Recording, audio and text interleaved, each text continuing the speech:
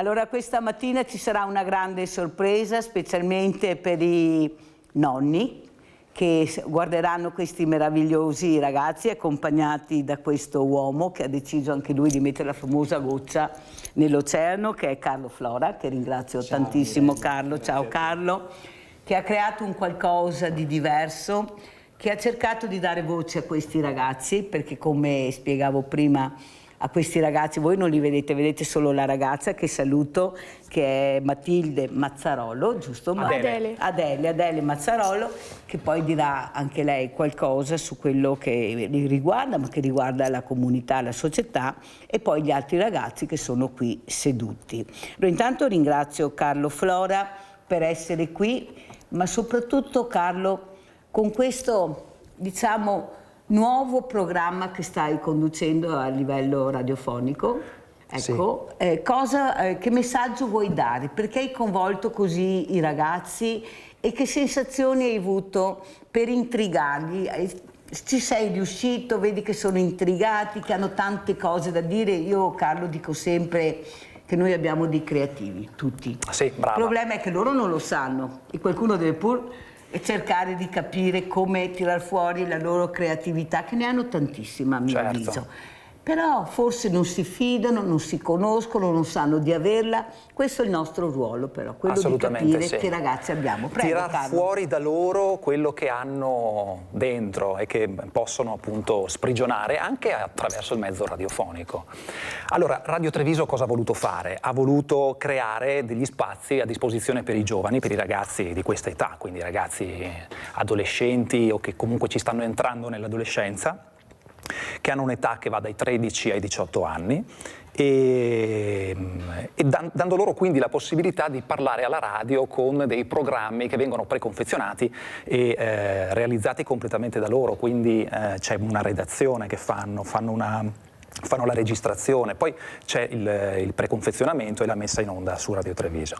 E devo dire che è un'iniziativa che è stata accolta in maniera molto bella, un po' da tutti, soprattutto i genitori. I genitori noto che hanno dimostrato particolare interesse in questa iniziativa, tanto che continuo anche io a ricevere email e candidature da genitori che si interessano per dare la possibilità anche ai loro figli di fare qualcosa a livello radiofonico. Senti Carlo, forse questi genitori hanno capito che devono fare un passo in avanti, nel senso di dare spazio a questi ragazzi, di far capire che sono dei ragazzi che hanno anche voglia di parlare, di raccontarsi, ecco, di vivere le emozioni. Noi dobbiamo emozionare questi ragazzi e questo è il nostro ruolo, perché si vive anche di emozione. L'emozione è una cosa bellissima, è una cosa che ti fa sentire vivo, che ci sei. Cosa ne pensi, Carlo? Senza dubbio. I ragazzi oggi soprattutto devono essere stimolati perché viviamo in questo periodo in cui la tecnologia gli sta annebbiando il cervello, e qui apro un argomento particolarmente delicato, attraverso gli smartphone, attraverso il computer, attraverso gli iPad, eccetera, i social network, no? E quindi bisogna senza dubbio fare un qualcosa che dia loro la possibilità di affacciarsi a quello che è il mondo, io lo chiamo 1.0, cioè quello che c'era prima di tutta questa tecnologia.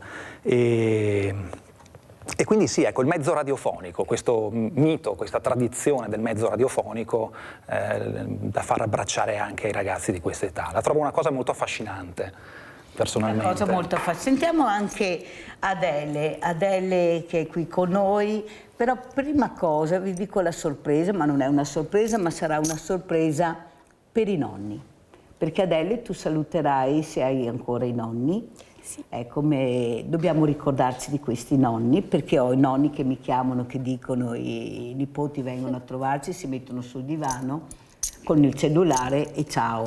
Allora, i tuoi nonni, allora i nomi come si chiamano? Allora, uno purtroppo è appena venuto a mancare. Mi dispiace molto. Però comunque mi rimane comunque gli altri tre. Una si chiama Mirella Simeoni. E gli altri due, uno si chiama Enzo Mazzarolo e l'altra Daniela Mazzarolo.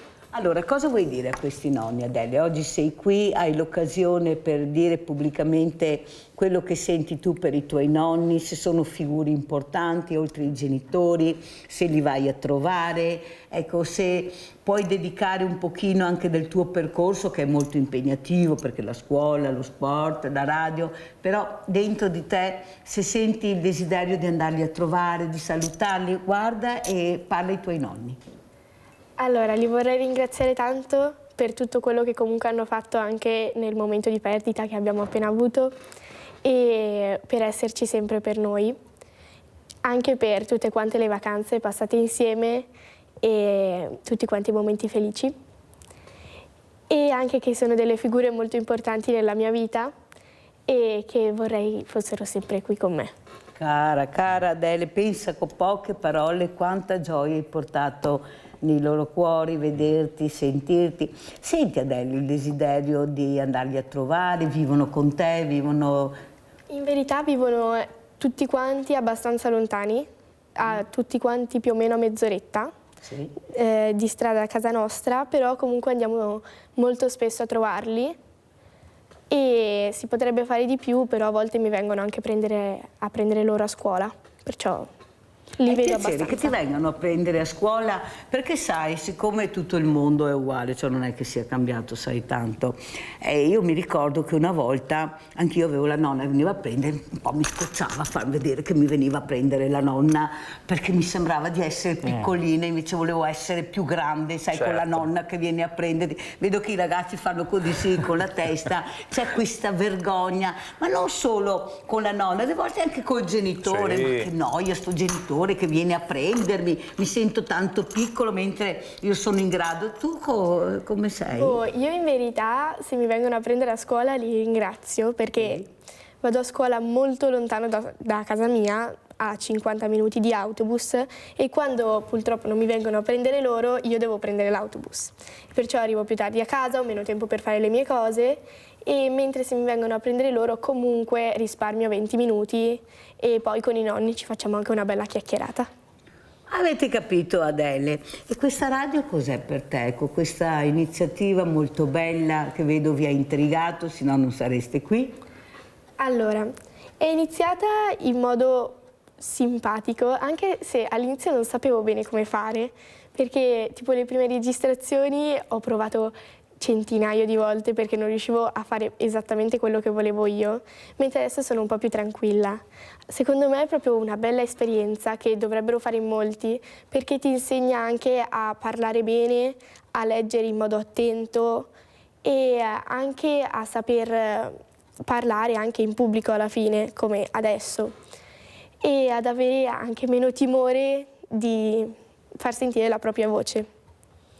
E perciò sinceramente ringrazio Carlo qui presente, che è stato molto gentile infatti a creare questa cosa e coinvolgere tutti quanti.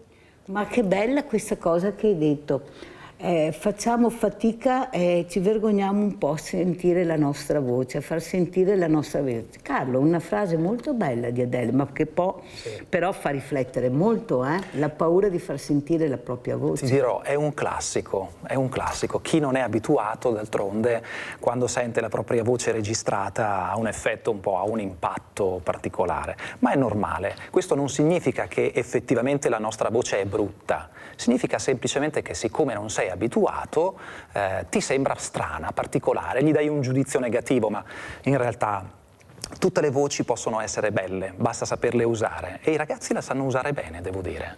Ma avete visto che bella che è Adele, che trasparente che è, perché questi sono i nostri ragazzi, non è che ce ne siano tantissimi di diversi, ce ne sono sì, ma cosa vuol dire per te diverso, Adele?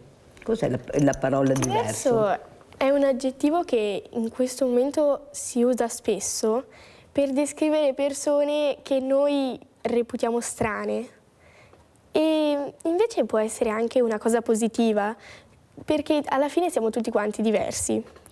È un argomento in questo momento molto discusso, ma che sinceramente ha un grande effetto sulle persone, perché molte lo reputano infatti una cosa negativa, invece dovrebbe essere una qualità anche apprezzata. Qui infatti siamo tutti quanti diversi, con voci diverse. Io a fare questo progetto, infatti sono credo l'unica ragazza, però forse se ne sta aggiungendo un'altra, e infatti sono molto felice di questa cosa, che se ne stia aggiungendo un'altra, perché così siamo in due. Certo. E possiamo anche confrontarci e ascoltare le voci degli altri. Perciò... Vedi Adele, io sono invece strafelice che ci siano i maschietti, ma tanto strafelice, perché di solito siamo sempre noi, tante ragazze, e invece questa cosa mi fa molto piacere, perché vuol dire che anche questi ragazzi hanno capito l'importanza di esserci, di apparire, di dire quello che pensano, perché nella vita non c'è solo il divertimento, lo sport, c'è il rispetto, ci sono i valori, c'è la scuola, c'è il diverso, che bisogna parlarne, c'è tanta roba, come dite voi, tanta roba. Perciò io penso che invece più avanti, se io non distinguerò più tra ragazzi e ragazze, ma parleremo solo di persone, forse avremmo fatto un passo enorme in avanti. Cosa ne pensi, Carlo? Stiamo entrando in un argomento importantissimo, senza dubbio. Che dire, noto comunque che i ragazzi di oggi, vogliamo parlare di razzismo? Perché i ragazzi di oggi noto che non sono così attenti a queste diversità di colore. Non so se è una sensazione mia o se in realtà è effettivamente come dico. Noto appunto che non hanno questo occhio negativo nei confronti di chi viene dall'estero, chi arriva a noi e non ha la nostra cultura, e questo senza dubbio è un aspetto positivo, probabilmente legato anche all'educazione familiare che hanno avuto. Sono d'accordo. È importante secondo me che i genitori, i nonni, tutti insegnino ai propri figli, ai propri nipoti valori di condivisione in questo ambito, perché altrimenti poi crescono in maniera errata. Se sentono una voce sbagliata da un genitore o da un nonno, potrebbero farla loro, e questo ovviamente poi si ripercuote. Allora ringraziamo Adele e facciamo entrare un altro ragazzo. Vediamo intanto questo video, Migranti Futuro in albergo. Allora vediamo, adesso dovrebbe entrare Matteo Favaro. Ecco, allora Adele lascia il posto a Matteo, noi andiamo a vedere il servizio, ma prima sentiamo Rinaldo da Venezia. Vai Rinaldo, veloce. Vieni Matteo. Ciao Mirella e buongiorno ai tuoi ospiti. Oggi hai iniziato la trasmissione non bene, ancora di più. Ti ha fatto un buon lavoro. Intanto mi dico Adele, se vede che ti è nata su una famiglia far bene. Normale, adesso si usa di far bene. Ma una volta le famiglie come la tua, ed era normale, perché gripa e testa non ne avremo. Ti sei una gran brava figlia, va bene. E ti sei brava a partire quello che ti fa i nonni che ti sei monogami. I nevoti, gli altri, forse anche sbagliando, cerchiamo sempre di dargli i soldini, scondoni, di aiutarli e così, ma è normale che non hanno fatto queste robe. Però i nevoti, i nonni, è la roba più bella che abbiamo noi genitori, i figli, di capire che va per la strada, perché il mondo è vostro, il mondo mio mondo è vostro, fa segno a modo vostro, non stai ascoltando nessuno, ma se quello che vuoi che sia sempre robe giuste, robe belle, nessuno interessa niente, nel senso che ti impari, perché ti metti l'impegno, ti metti la gioia di farlo, ti metti tutto di te stessa. Bravi. Grazie Rinaldo, devo correre perché ne ho tanti da ascoltare, se no non ce la faccio. Grazie anche per i complimenti che hai fatto Adele a questi ragazzi. Allora andiamo a vedere il servizio e poi sentiamo cosa ne pensa Matteo Favaro. Andiamo a vedere. Sistema, va bene, se no torniamo nuovo lì. In parcheggio? No, parcheggio. Impanti della prefettura. Il tempo ormai è quasi scaduto per Ali e per gli altri e il loro immediato futuro resta nel limbo. Martedì, l'ultimo giorno per poter usufruire del vitto e alloggio nell'hotel che l'imprenditore ha donato loro per strapparli dalle notti all'aperto, quei giacigli vicino al municipio di Treviso che hanno fatto scattare proteste e dibattito, ma anche un odio social che ha amareggiato lo stesso imprenditore, tanto da far sfumare la eventualità di una proroga dell'offerta. Dunque, gli 11 migranti, nel frattempo diventati 8, tra di loro non hanno accettato poi la soluzione in hotel, sembrano destinati a tornare in strada, a meno che da qui a martedì non vengano trovate altre soluzioni. In queste ore sono costanti i contatti tra gli appartenenti a Partecipare il Presente, il forum che vede collaborare insieme mondo del volontariato, categorie economiche e diocesi e che nei giorni scorsi ha ufficializzato una lettera formale di impegno per creare un tavolo che possa favorire ogni forma di integrazione per un miglioramento delle condizioni di vita dei migranti. Un appello nei confronti del quale Casugana non è rimasta insensibile. Ore cruciali dunque per evitare di nuovo la strada, ciò che spera anche Ali, pakistano, arrivato in Italia nel 2016, in questi giorni assieme agli altri ha lavorato agli orti sociali gestiti dall'associazione Veneti Schiacciati dalla Crisi, accolti da Mirella Tuzzato, che martedì scorso si era fatta tramite dell'imprenditore benefattore e che per 4 di loro ha trovato un lavoro. La storia di Ali è quella di un giovane papà da 10 anni in balia di documenti che non ci sono e di occupazioni sempre in bilico. Prima ho lavorato, primi 2 anni come campi, poi ho lavorato in discoteca e poi un po' di fabbriche. Ultimo lavoro che ho lasciato, mi ho licenziato titolare, che ho da muratore, che lavoravo da quasi 3 anni con lui, perché adesso non ne ho possibilità, che non ne ho permesso. Per quel motivo sono venuto in strada. Per qualche tempo è riuscito a trovare dove vivere in affitto dividendolo con alcuni connazionali, ma senza un permesso di soggiorno è impossibile anche soltanto questo. È troppo difficile, passati 10 anni, ho figlio cittadino italiano, fatto giungimento 2023, fino adesso aspettavo ogni domani, dopodomani, un mese, un anno, per loro non cambia niente se io vado in strada. Una strada dove vivere e passare le notti non è soltanto difficile. È rischioso, non è una vita, come sei sottoterra già, perché quando chiudi gli occhi passano gli ubriachi, tutto quanto. Non è sicuro dormire fuori e non è sicuro che una persona vuole vivere così. Siamo venuti per migliorare, ormai siamo già rovinati. Come 10 anni io ho perso, non ne ho casa, non ne ho documenti ancora. Allora, qui è arrivato Matteo Favero. Allora Matteo, intanto saluta i nonni, Matteo, che non si è smentito. Saluta i nonni, Matteo.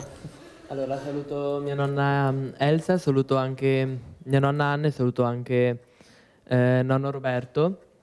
E li ringrazio molto perché nei momenti diciamo difficili mi sono sempre stati accanto, anche quando non sembra.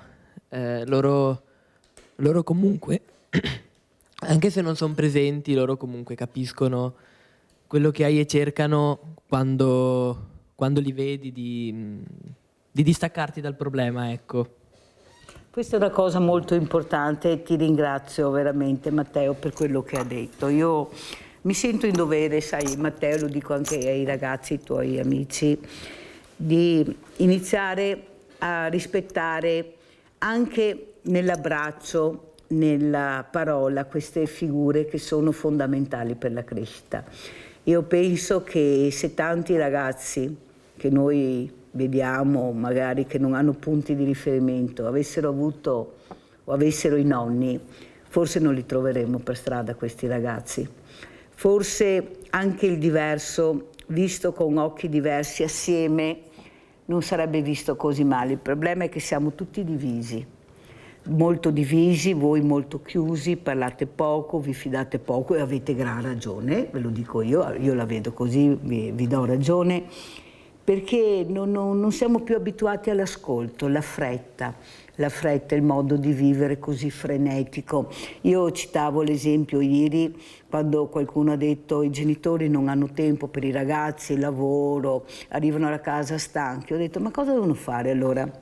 Le mamme e i papà di una volta con 8-10 figli e che dovevano lavorare tanti nei campi, erano sempre fuori casa.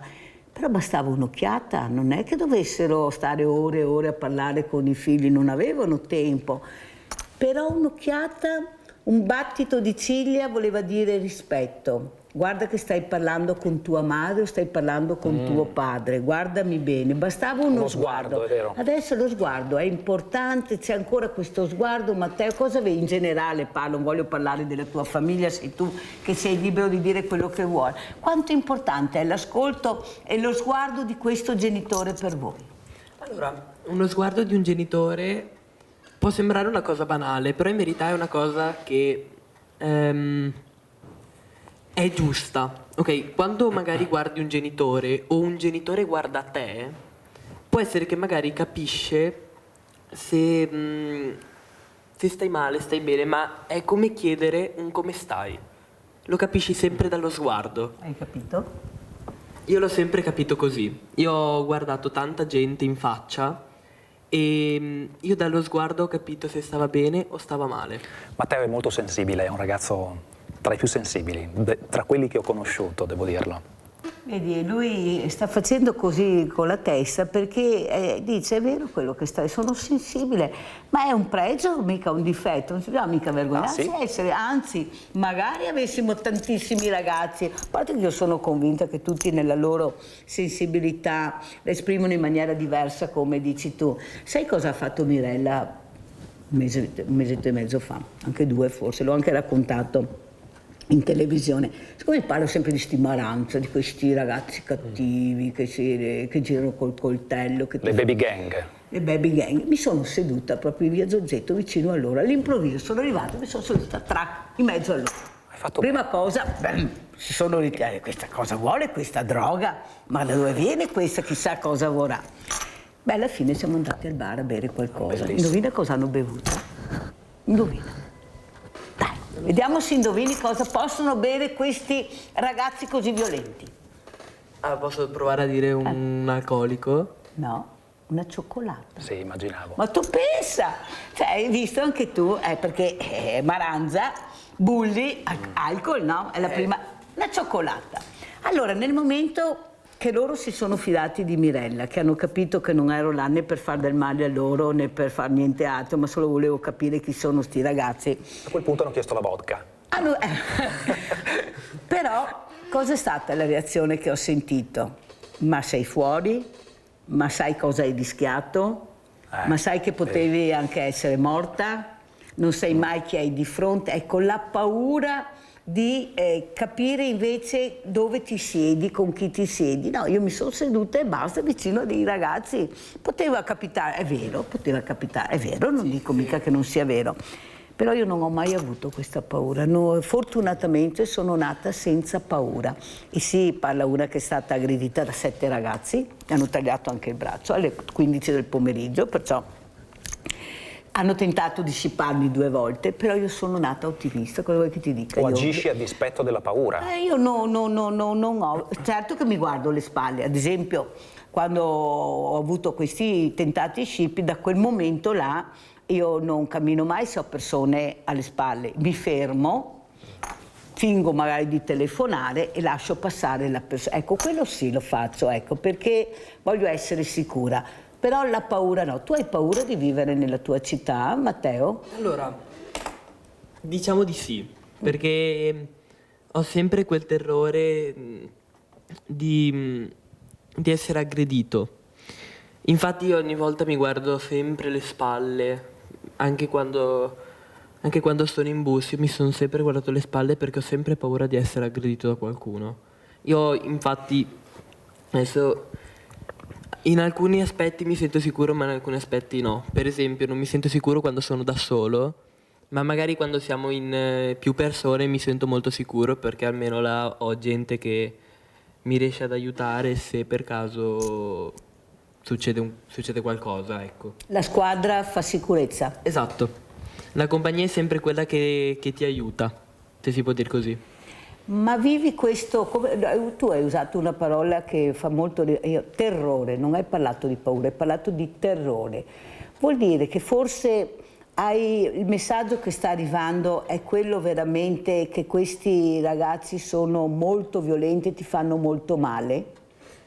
Allora, non è tanto questo qua il messaggio, però che sono violenti sì, perché come diciamo succede in questi giorni, adesso che c'è anche la Perishow, ho una persona che è andata, lei ha sempre avuto proprio paura di essere, come dire, aggredita in qualche modo, anche per rubare una collana Come abbiamo sentito. da 20 euro, esatto. Che poi magari vedi questa collana che può sembrare di valore quando in verità costa 20 euro neanche. Quindi praticamente tu hai fatto un gesto per niente. Violento per Hai fatto un niente. gesto violento per niente, solo per ricevere una collana di valore, mettiamolo tra virgolette. Ma all'interno della scuola o all'esterno c'è questa violenza nascosta dentro la scuola? Diventa violenza quando escono da scuola questi ragazzi? Allora, a scuola, almeno da quello che vedo nella prospettiva della mia, Sì. però credo anche dalle altre, ce n'è ma poca. Invece fuori, diciamo, si propaga di più, perché ci sono sempre più persone, quindi ci sono, come posso dire, ci sono sempre più problemi, ma non sono tanto dei problemi, ecco. Molto chiaro e ti ringrazio anche per quello che hai detto. Sapete, lui è anche uno scrittore, ma non lo sveleremo questa mattina perché lui tornerà col libro che ha scritto. Ha promesso a Mirella che verrà, anzi è molto contento di questo, così magari leggeremo, anche dopo aver letto Il Leone Alato, leggeremo il libro di Matteo Favaro. Che titolo ha il libro? Posso? Dove inizia la musica? Wow, avete capito? La gentilezza, Dove inizia la musica? La musica, cosa vuol dire musica?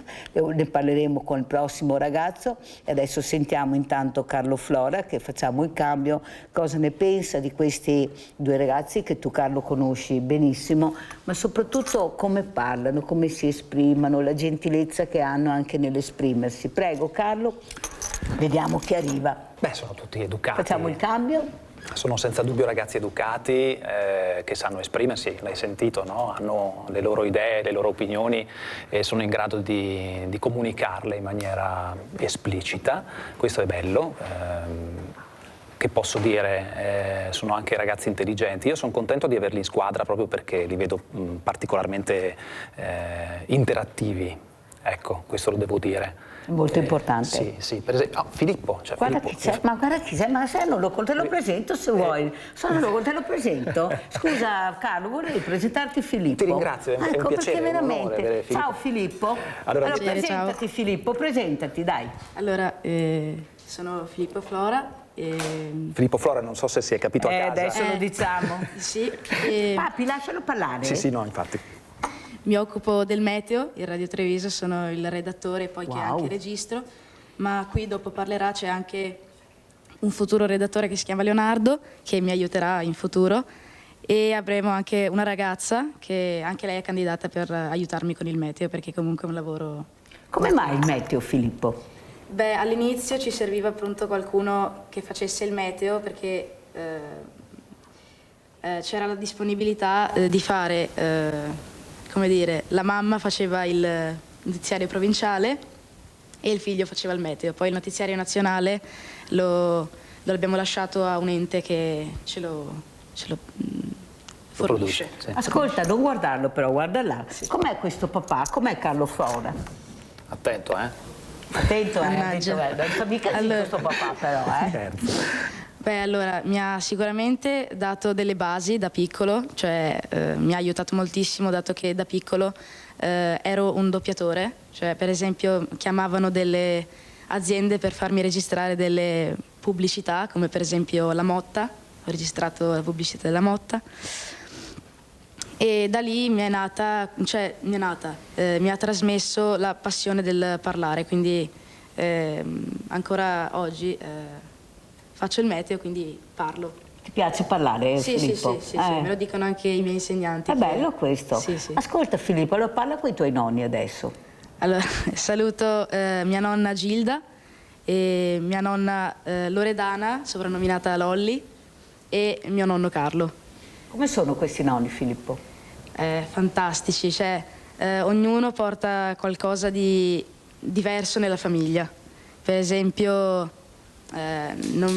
oggi per esempio vado da mia nonna Loredana, che mi cucina la sua solita pasta al sugo.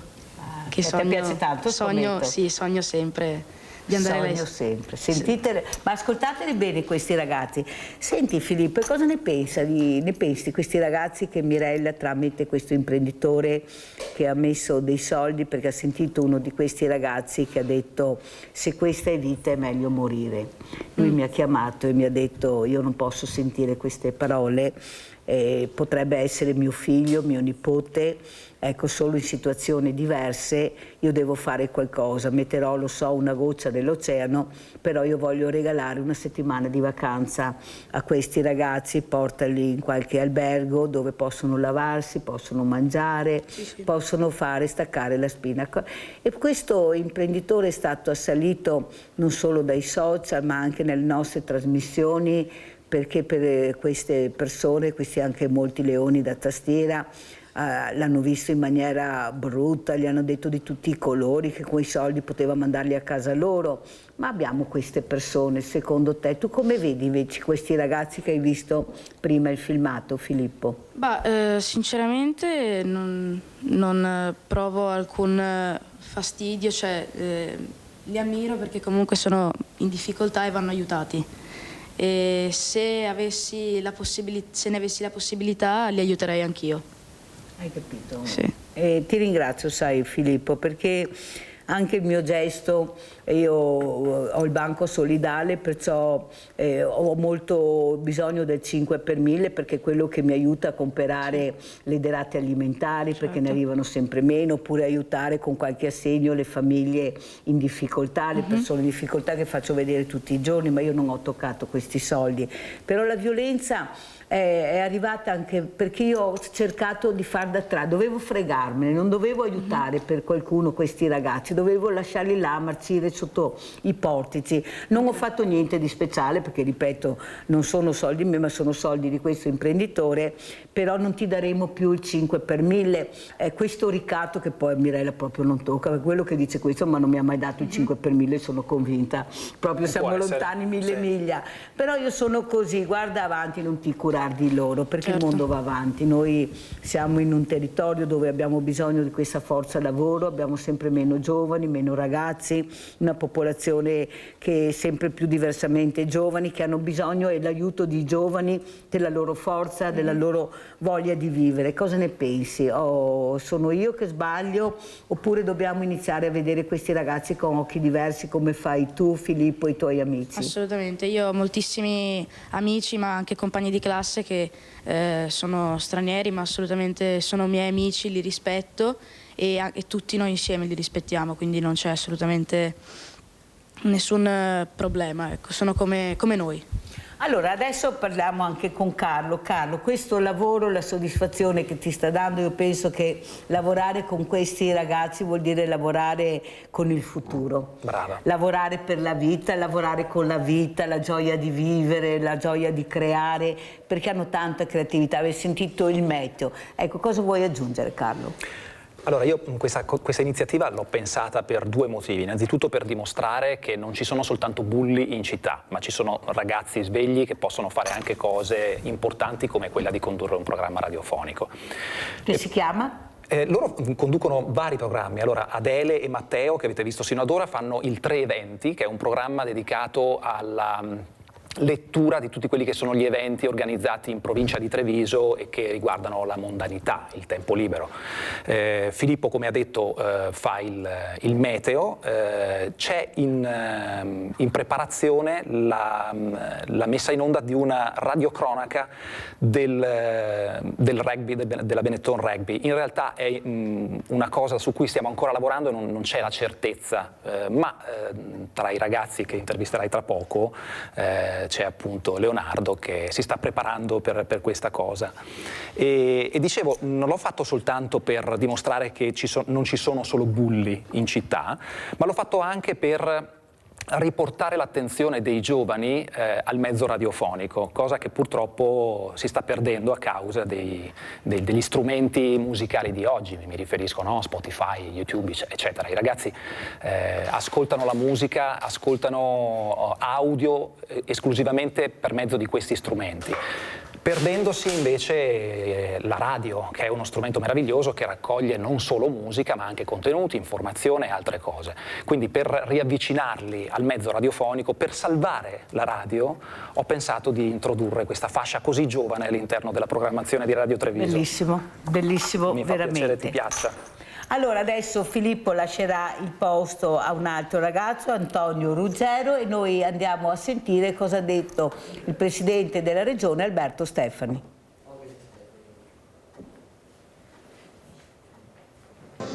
È stato depositato qui in Consiglio regionale la PDL ovviamente di legge statale, quindi un disegno di legge statale che ovviamente parta dal Consiglio regionale. Ovviamente la Costituzione ammette questa possibilità e vuole dare un segnale molto chiaro. Da Palazzo Balbi arriva l'annuncio della proposta di legge statale promossa dal governatore Stefani per vietare l'accesso ai social ai minori di 14 anni, depositata in Consiglio regionale. Io penso che i social oggi siano un ambiente pericoloso, un ambiente pieno di pericoli, dove si annida cyberbullismo, dove si annidano giudizi anche anonimi nei confronti di ragazzi che non hanno la maturità sufficiente per poter rispondere. L'esplosione dei disturbi alimentari è anche legata ai social, l'esplosione del disagio giovanile è anche legato ai social, senza considerare, senza dimenticare, scusate, anche immagini violente, esplicite, che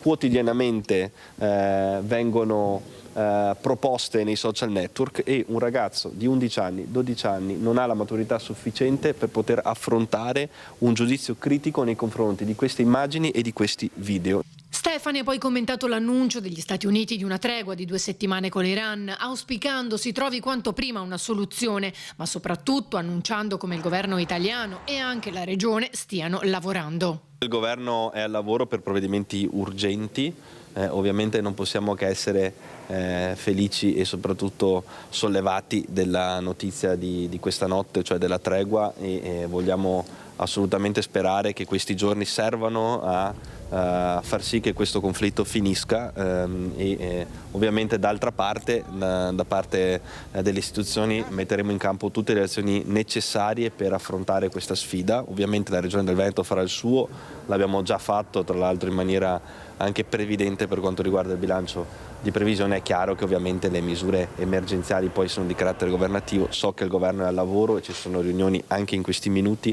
ovviamente per provare a trovare delle soluzioni a questa situazione. Allora abbiamo adesso Antonio Ruggero. Ciao Antonio. Allora, cosa ne pensi di questa proposta di legge, vietare i social sotto i 14 anni?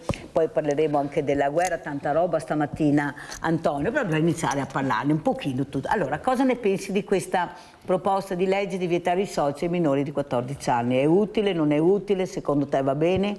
Bah, secondo me va più che bene, perché io vedo anche i bambini molto piccoli che i genitori già a 8-10 anni gli danno il telefono per stare tranquilli, però poi i social o anche internet, il telefono è come se fosse una droga. Bravissimo. È vero, ma non 8-10 a 3-4 cominciano a dare questo telefonino con questi giochetti. Però adesso dobbiamo salutare i nonni, Antonio. Sì, Antonio, i nonni. Vai Antonio. Allora vorrei salutare mio nonno Antonio e mia nonna Gilda. Ecco, che nonni sono questi nonni? Sono i nonni materni perché il padre se n'è andato prima della mia nascita. Non è morto, però non si sa dove è andato. Chissà dove è andato. Come sono questi nonni? Sono amorevoli? Sono severi? No, ecco, ti viziano un po'? Un po'. Un po' tanto? Sono amorevoli. Mio nonno mi aiuta tipo a sistemare la bici, perché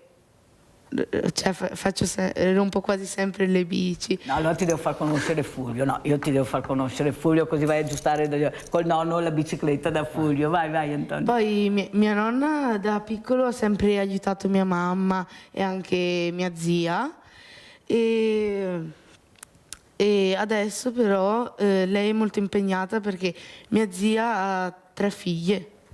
Come vai d'accordo con queste cugine? Sì. Sono viperette o sono buone? Sono viperette. Sono viperette. Avete la Mirella, vedete che sa la Mirella, che so io come sono e voglio sempre comandare loro, vero? Ascolta Antonio, come mai sei entrato in questa squadra, a mio avviso incredibile, che ha creato Carlo? Cos'è che ti ha intrigato per entrare in questa squadra? Mia mamma un giorno, mi ha detto, mi ha fatto questa proposta, mi ha chiesto: vuoi fare radio, siccome a te ti piace anche parlare? Anche a te piace parlare? Bello. Sì, bello. Mi dicono che non sto mai zitto. Bravo, parla. E così? E poi con la radio più avanti ho incominciato anche il mio modo di migliorare a leggere, anche l'espressività è migliorata. Ed è una bella squadra questa. Ascolta, il primo incontro che hai avuto con Carlo, prima diceva, mi sembra che fosse, Matteo, che ha detto lo sguardo è fondamentale, con lo sguardo. Ecco, come ti ha guardato Carlo la prima volta e cosa hai capito da questo sguardo? Guarda, gli occhi già brillano, Che era una persona molto empatica e tipo ti capisce subito. Per voi è importante questo? Sì. È importante, perciò lo sguardo per voi è fondamentale. La prima cosa che voi osservate è come vi guarda questa persona, in questo caso Carlo. Perché capisci anche già com'è una persona solo dallo sguardo. Avete capito? No, sbaglio quando parlo, quando vi dico quanto è importante per loro, che anche un battito di ciglia per loro è importante, riescono a capire chi hanno di fronte. Mi fa molto piacere. Ascolta, il diverso per te cos'è il diverso? Con le persone che hai visto, Mirella che ha cercato di aiutare tramite questo imprenditore, la cattiveria, la rabbia di persone che ne hanno scritto di tutti i colori, poveretto, tanto è vero che lui ha paura anche di far capire chi è. Secondo me la cosa che ha fatto lei è una cosa giusta. Hai fatto tu, no lei. Hai fatto tu? Sì, dai. Che hai fatto tu? Hai fatto una cosa giusta perché, non esiste, per me non esisterebbe la parola diverso. È solo una persona che ha tipo il colore della pelle o la religione. Anche tipo, se una persona fa... non lo so, un esempio, una persona di colore ruba, può essere che tutti quelli di colore vengono visti come dei ladri. Che secondo me non è giusto, perché ogni persona ha la sua... Indipendentemente dal colore, il buono e il cattivo c'è dappertutto. Abbiamo Giusy in linea, vai Giusy. Ciao Mirella, buongiorno ai tuoi ospiti. Ciao. Intanto faccio gli auguri a questi ragazzi. Qui subentra la passione, Mirella, non c'è niente da fare, perché tu puoi insegnarle a una persona il mestiere, ma se non gli piace non lo fa malvolentieri, insomma. Dopo cambio discorso, Mirella, sai che noi parliamo sempre di queste persone di colore. Non so se hai visto, e penso di sì, Indovina chi viene a cena. I genitori della figlia le avevano sempre insegnato che non bisogna guardare il colore della pelle, però quando hanno conosciuto il fidanzato della figlia non erano tanto d'accordo neanche loro, ma anche i genitori del fidanzato non erano d'accordo della ragazza, perché essendo bianca anche loro trovavano qualcosa. Forse non c'era l'amore, non c'è, hai capito, l'ignoranza che abbiamo, e ci sono tante cose da dire, insomma, in questo, hai capito? Siamo così, siamo fatti così. E dico sempre che l'amore e l'intelligenza supera qualunque colore, insomma, volevo dire questo, ecco, questo volevo dire. Vi ringrazio. Grazie a te Giusy. Vuoi dire qualcosa, Antonio, a quello che ha detto Giusy? Vuoi aggiungere qualcosa? No, per me... No, ma condividi quello che ha detto, questa paura di vedere il diverso che ti faccia del male, che non sia la persona che tu hai sempre sognato di vedere, magari per tua figlia, per tuo figlio? Io non vedo il diverso, perché le persone che conosco io, anche se sono di una nazionalità diversa o di una religione, no, per me sono sempre esseri umani. Non c'è colore. Fai bene anche a dirlo. È questo film che tanti ricorderanno, che tanti hanno visto, però dimostra che quando tu inizi a fare delle riflessioni dentro di te, cominci a conoscere veramente chi sono queste persone, parlare assieme, cenare assieme, capire chi è questa ragazza che tu hai cresciuto con gli ideali molto importanti. Ecco, l'importante della famiglia. Ecco, io sono convinta che Giusy ha espresso quello che tanti pensano. A parole faccio, ma nella realtà preferirei che magari fosse un altro colore che si siede a cena con noi. Cosa ne pensi, Carlo? Bisogna farsi un'analisi interiore, capire che cosa si prova veramente, che cosa effettivamente si pensa nei confronti di chi non è della nostra nazionalità. Come dicevo prima, dipende tantissimo dalla famiglia e dall'educazione che si ha. E questa è una grande fortuna, secondo me, cioè nascere, vivere, crescere in una famiglia con una mentalità aperta e che quindi dia al figlio una cultura tale da consentirgli di abbracciare qualunque popolazione, no? Qualunque persona, anche chi viene, anche chi viene dai barconi, no? Sono comunque persone come noi che stanno vivendo delle situazioni completamente diverse, più complicate, e bisognerebbe anche analizzarsi pensando: ma se io fossi in loro, che cosa farei? Insomma, l'argomento è effettivamente molto ampio. E bisogna iniziare a parlarne anche con loro. Certo, senza dubbio. E perché vedi, Antonio, io avendo questo banco solidale, specialmente quando terminano le scuole, arrivano queste mamme, questi genitori a prendere questa borsa della spesa, i vestiti, i giocattoli, i libri, perché, ripeto, è l'unico banco alimentare all'interno di un ente pubblico in Italia, e arrivano tanti bambini e loro giocano. E non parlano la stessa lingua, non si conoscono, eppure giocano assieme. Io delle volte li guardo e dico: guarda come giocano, sembra come che la lingua non fosse importante è il contatto, il tatto, toccarsi, sentire questa mano che stringe la tua mano. Non guardi il colore della manina che stringe, guardi la stretta di mano che ti dà questo bambino. Cosa ne pensi? È così anche per voi? Quanto importante è il contatto fisico? L'abbraccio, la carezza. Che secondo me è molto importante, perché anche un abbraccio, se non ti trovi in una situazione molto facile, ti può anche in qualche modo farti fare un sorriso. È importante. E tra di voi vi abbracciate, vi toccate, vi abbracciate, sentite il desiderio di stare vicini?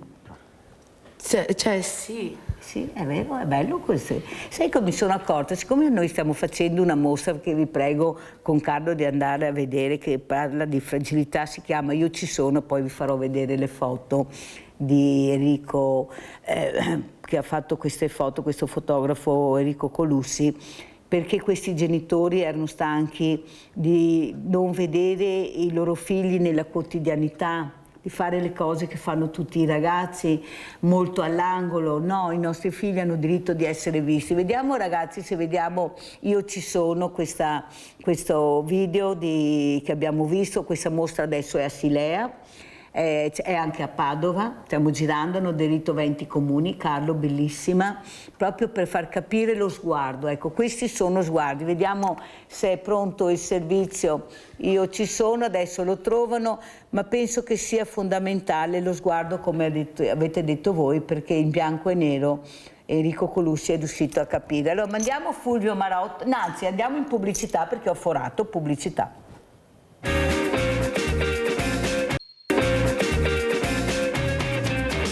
Abbiamo Ada da Mestre in linea. Ciao Ada.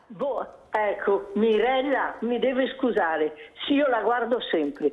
Siccome ha un cuore d'oro, è umano, io dico questo: perché non fa una trasmissione su sti poveri bambini che vengono strappati dalle famiglie?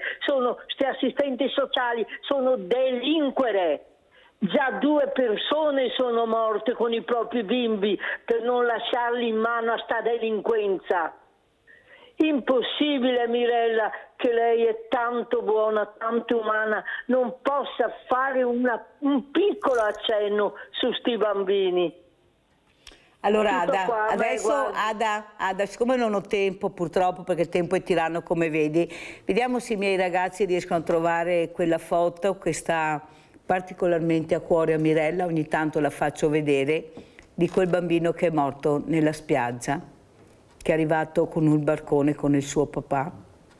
Ecco, vediamo se questi bravi registi che ho, questi ragazzi meravigliosi, riescono a trovare quella foto, perché io ne parlo di queste cose, Ada. Forse magari non riesci a seguirmi sempre, perché giustamente dura 3 ore la trasmissione, anche voi avete quello che potete fare, vedere quello... Ma io ne parlo spesso, la casa nel bosco, ne ho parlato con i servizi sociali, assistenti sociali, psicologi, psichiatri, psicoterapeuti, io ne parlo sempre con persone competenti, perché vedi, è una cosa delicatissima, stiamo parlando di fragilità, loro non hanno voce.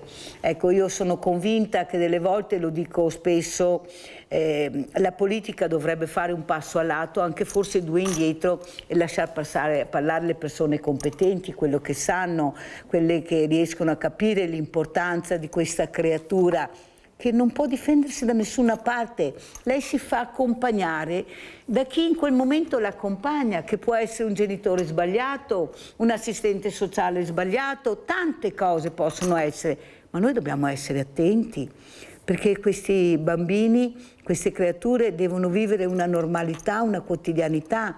Ci sono tanti di quei soldi in giro che voi non avete idea, gente che non sa neanche più come spendere tutti questi soldi, perché sono pochi, straricchi, rispetto a tantissimi poverissimi. E dove si accaniscono? Con i poveri.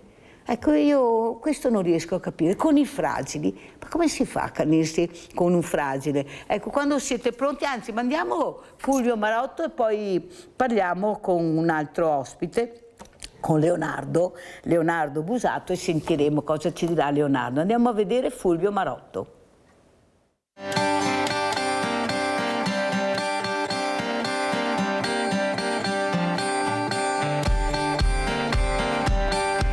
Ciao, sono Fulvio Marotto, sono nato in Svizzera, nel 2003 ho preso un'influenza, ho fatto setticemia, ho perso le gambe, le mani e il naso. Dopo un anno di ospedale sono tornato a casa e dopo qualche giorno mi sono costruito un paio di protesi per poter andare in macchina, perché non avevo le gambe. Il ricordo più importante che ho avuto è essere andato al supermercato da solo, quindi il giorno che mi sono sentito autonomo, perché sennò avevi sempre bisogno di qualcuno per spostarti. Dopodiché ho cominciato ad andare in bicicletta e già dopo una settimana riuscivo a muovermi, quindi a andare dove volevo in bici, perché in carrozzina non riesci a muovere, gli scalini è un casino muoversi, specialmente senza le mani non è semplicissimo. E poi via via ho cominciato a sviluppare questo nuovo sistema, perché le prime protesi mie in alluminio erano proprio una cosa molto molto improvvisata. Poi ho cominciato a farle con le fibre, quindi con stampi, con gesso, e fino ad arrivare adesso che cammino insomma quasi meglio di prima.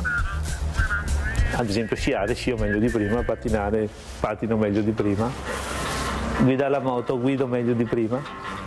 E tutto questo perché studio dei sistemi che mi aumentano la velocità dell'automatismo. Io faccio il meccanico, carrozziere, faccio tuttora. Quando sono andato a farmi le protesi su un grosso centro d'Italia, ero già andato con le mie protesi, quelle che mi ero costruito. Non avevo neanche i piedi perché avevo le mezze lune ancora 8-9 anni fa, e sono andato a farmi queste gambe. Poi sono uscito dal centro protesi dopo una settimana, 3-4 giorni, e camminavo meglio con le mie. Quindi tornato a casa e ho ricominciato a costruirle da me, quindi ho detto se io in 2 mesi ho fatto meglio, quindi tanto vale che managgio, e quindi ho continuato a sviluppare quello che stavo facendo. sono finanziati in parte con l'Università di Trieste, con l'Adia Science Park, che sta finanziando i brevetti. Adesso quello che sia. Allora, adesso io ringrazio Leonardo Busato, che è un ciclista. Eccolo qua, ciao Leonardo, grazie di essere qui. Allora Fulvio Marotto che fa queste protesi per mettere dentro questa manina che non riuscirebbe se non andare in bicicletta, a te questa bicicletta molto cara, per dare la possibilità a chiunque di andare in bicicletta. Allora, quanto importante è la bicicletta per te, soprattutto, e come mai sei entrato con Carlo in questa squadra meravigliosa che abbiamo conosciuto stamattina? Chi è che ha dato il là per partire? Allora, la bicicletta è la mia vita, diciamo, qualcosa che è sempre stato con me fin da piccolissimo. Ho iniziato tutto all'asilo, un volantino della squadra, avevo 4 o 5 anni, sono andata a provare, mi è piaciuto un sacco, io già correvo un sacco in bicicletta, in giardino, in giro, dappertutto, e da lì è iniziato, e sempre con quella stessa squadra che ha organizzato Provini, diciamo, ho sempre continuato anche adesso e fino ad ora, e spero di continuare ancora molto, diciamo. Ha preso, diciamo, mi occupa tutti i weekend, siamo sempre via con le gare, però non è Ma una è un cosa... sacrificio o una gioia? Entrambi, perché ovviamente ci sono tutti i miei compagni che invece possono stare a casa a riposarsi, ma ne vale la pena perché è fantastico. È fantastico. Tanto saluto i nonni, che non ci dimentichiamo, Giusto, per carità. giusto. Allora, saluto la mia nonna Cinzia e mio nonno Renzo, e poi purtroppo la parte materna, no, paterna non c'è più nessuno, nonna Aurella, nonno Corrado, che purtroppo sono andati via. Ma che magari ti stanno anche guardando. Ascolta, come sono questi nonni? Dai, i tuoi nonni come sono? Allora, sono un po' particolari perché sono agli estremi, diciamo. Mia nonna abita a fianco a noi, e invece mio nonno sono separati, lui abita a Torino. E quindi mia nonna sta sempre con noi tutti i weekend, viene sempre a casa nostra, passiamo un sacco di momenti belli insieme, e mio nonno quando può viene qui a Treviso a trovarmi con il camper, rimane qualche giorno e anche lì ci divertiamo sempre, però non viene spesso ovviamente perché è molto distante. È piacere di averli vicino questi nonni. Decisamente. Sentite questi ragazzi, ma io mi domando. Abbiamo Sabina da Paesi in linea. Ciao Sabina. Ciao a tutti. Prego. Allora, io sono la mamma di Matteo, uno dei ragazzi che è intervenuto questa mattina. Sì. Ho sentito quello che avete detto, io volevo dire solo, dare la mia testimonianza da mamma di uno di questi ragazzi, e li conosco tutti. I ragazzi hanno tantissimi sogni, non bisogna calcolare la quantità del tempo che si sta con loro, ma la qualità. Brava. I ragazzi, è inutile stare con loro un intero pomeriggio se poi ognuno si fa gli affari suoi, basta anche un'ora e ascoltarli. Matteo di sogni ne aveva tanti, aveva quello della radio, aveva quello del libro. Io lavoro tantissimo, sono una di quelle mamme che lavora tanto, però il tempo che riesco a passare con lui lo passo ascoltandolo e aiutandolo a inseguire quei sogni. Secondo me i ragazzi, quelli che dicono adesso i Maranza, i ragazzi, quelli che sono in giro per le strade, semplicemente non hanno nessuno che li ascolta. Brava. Complimenti Sabina, complimenti. Beh, basta guardare anche tuo figlio e si vede, non c'è niente da fare, è lo specchio vostro. Guardate che io li vedo i ragazzi, quando vedo qualcosa che non va, poi vedo i genitori e capisco qual è il problema. Grazie della telefonata Sabina, ha fatto molto piacere, penso anche a questi ragazzi, grazie. Allora andiamo a vedere la foto, prima che Ada parlava, ecco, di questa foto che Mirella fa vedere tante volte, perché stiamo sempre parlando di diversi. Andiamo a vedere la foto, eccola qua, per non dimenticare. Questa è una foto, guardate questa creatura che stava tentando col suo papà di trovare una vita migliore, un mondo migliore. Lui non sapeva, lui è salito su questo barcone e questa è la fine. Guardate com'è vestito questa creatura. È una foto che mi trafigge ogni volta che la guardo, ma la faccio vedere perché non si fanno vedere queste foto, perché vi fanno male. qualcuno dice voi non dovete vedere, ragazzi, queste foto. Io ho avuto una ragazza, una studentessa che ha detto sai Mirella, quando si parla di guerra al telegiornale ma stiamo mangiando, cambiano canale perché non vogliono che io veda quella cosa. Ma io invece avrei piacere di vedere, di parlarne con i miei genitori, ma loro non vogliono. Che effetto ti fa? Lasciate la foto per cortesia. Che effetto ti fa questa foto che vedi? Io penso sempre a tutte quelle persone a diverse persone con cui sto insieme, tipo compagni di classe, o anche sui social girano un sacco di commenti tipo la vita è brutta, goditi questo momento perché poi sarà un declino. Tipo danno una pagina di esercizi in più, allora a tutti i miei compagni che vita orribile che sto vivendo. Poi guardo questa immagine e mi chiedo ma quanto siamo fortunati noi in realtà? Cioè, noi stiamo dicendo che vita orribile quando siamo sul divano col telefono in mano, con tutto il cibo che vogliamo, tutto l'affetto che vogliamo, abbiamo un tetto sotto cui vivere, poi ci sono persone per strada, bambino che è morto annegato, noi stiamo vivendo una vita orribile, cioè noi ci stiamo lamentando, noi. Non ha senso, è una cosa inaudita. Sono molto arrabbiato per questo. Ascolta, grazie sai Leonardo per quello che hai detto. Secondo te Mirella fa bene a farvi vedere queste cose, a sentire la vostra voce, oppure preferite magari che Mirella tocchi altri temi, magari intelligenza artificiale, social, oppure volete anche parlare di queste cose, di queste realtà, di questi diversi che muoiono perché qualcuno ha deciso che non bisogna aiutarli, bisogna lasciarli là? No, no, bisogna, fai bene a mostrare queste immagini, bisogna restare sul reale, sulle cose vere, materiali. Social ci offrono questo mondo ovattato, questo mondo fantastico, pieno di persone fantastiche, poi entri nella vita vera e trovi tutte queste disgrazie, quindi continuare a parlare di queste cose, questi ideali dei social, tutte queste cose futili è una perdita di tempo. Allora io ti ringrazio veramente per quello che hai detto, però adesso voglio parlare anche dello sport. Ecco, quanto è importante fare sport, entrare in altre squadre, in altre realtà, diventano le seconde famiglie.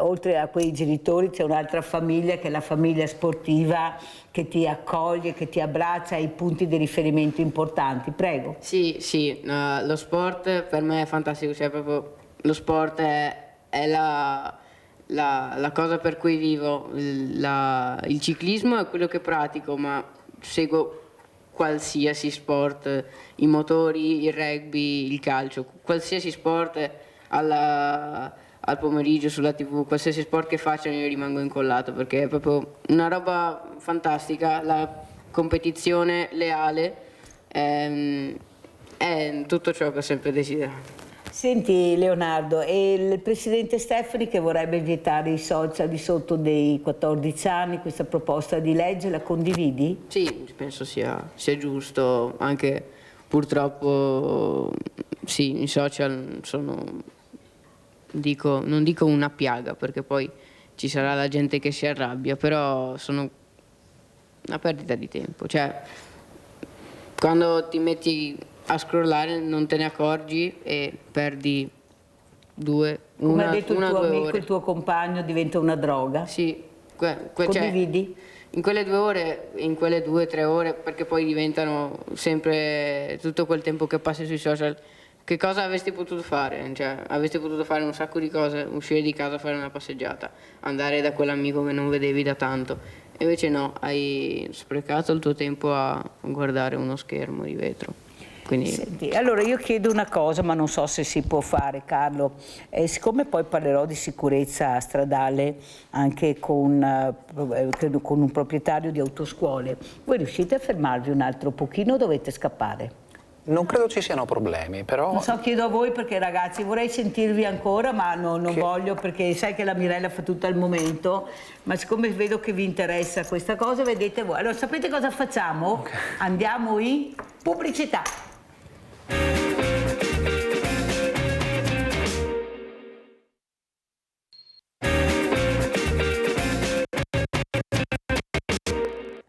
Allora abbiamo altri ospiti molto graditi, abbiamo in presenza Gino Cesaro che è proprietario dell'autoscuola Alpi, perciò parleremo di sicurezza stradale con Gino Cesaro che ringrazio. Saluto anche Marzio Favero, professore, vediamo se è collegato, eccolo qua.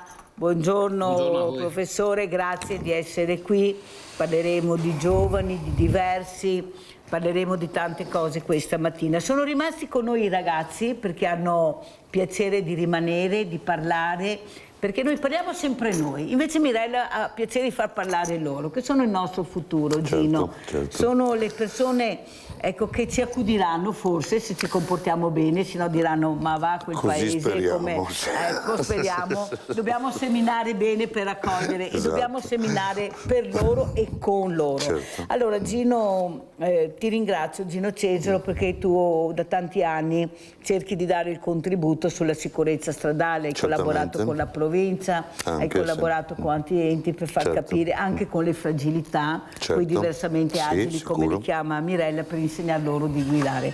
Cosa vedi in questo momento dove veramente già con le motociclette i morti già si contano? Abbiamo l'airbag ma non è obbligatorio in Italia, ognuno può fare quello che vuole, anche se potremmo avere, noi abbiamo tentato questa raccolta di firme ma l'Europa ha detto che non è nel loro programma l'airbag obbligatorio. Cosa vuoi dire Cesaro? Chi sono questi ragazzi che vengono a farsi le patenti, cosa dicono? Sì, questi ragazzi sono appunto il futuro anche del motociclismo e automobilismo dei prossimi anni, ci verranno a succedere. E purtroppo la problematica legata agli incidenti stradali in sé è ancora di rilievo, soprattutto qui in provincia di Treviso, e ricordiamo incidenti stradali automobilistici, motociclistici, che vedono purtroppo una media di 50 deceduti all'anno nella sola provincia di Treviso, mentre dovrebbe essere tendente a zero il numero, stando anche alle stime precedenti di comunità europea. Però purtroppo si continua con questo sistema qui. E nei fatti, perché io mi trovo diverse ore al giorno in mezzo al traffico e come operatore del settore osservo il comportamento degli altri utenti, c'è poca educazione stradale in pratica. Educazione stradale nel senso di mentalità rivolta alla sicurezza. Si pensa ancora, pur essendo nel 2026, l'incidente capita agli altri, a me non deve capitare mai, a me non può capitare perché io guido meglio degli altri. In realtà l'incidente è sempre in agguato, la fatalità è sempre in agguato, soprattutto se non si adottano le tecniche giuste di guida, ma queste derivano non tanto dall'insegnamento dell'autoscuola che si limita a pochi mesi di corso, quanto una mentalità che deve partire dall'età di questi ragazzi, ancora prima, scuole primarie addirittura, che deve essere intentata alla sicurezza stradale. Poi il discorso relativo agli incidenti motociclistici in sé prevede una trattazione particolare, sicuramente diversa.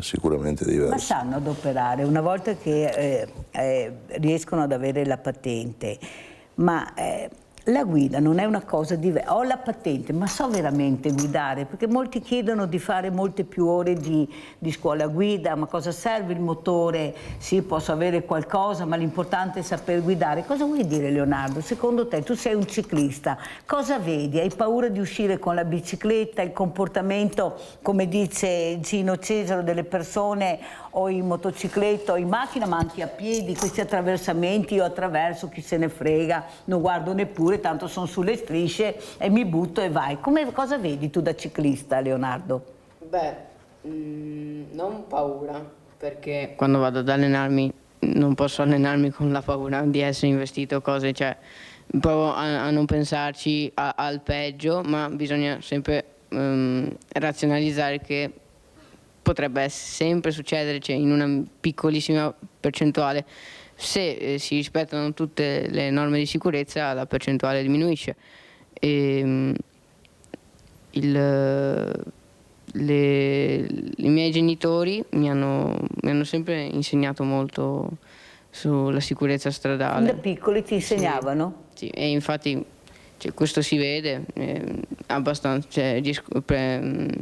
seguo abbastanza, cerco di seguire, sì, cerco di seguire sempre assolutamente le regole della strada.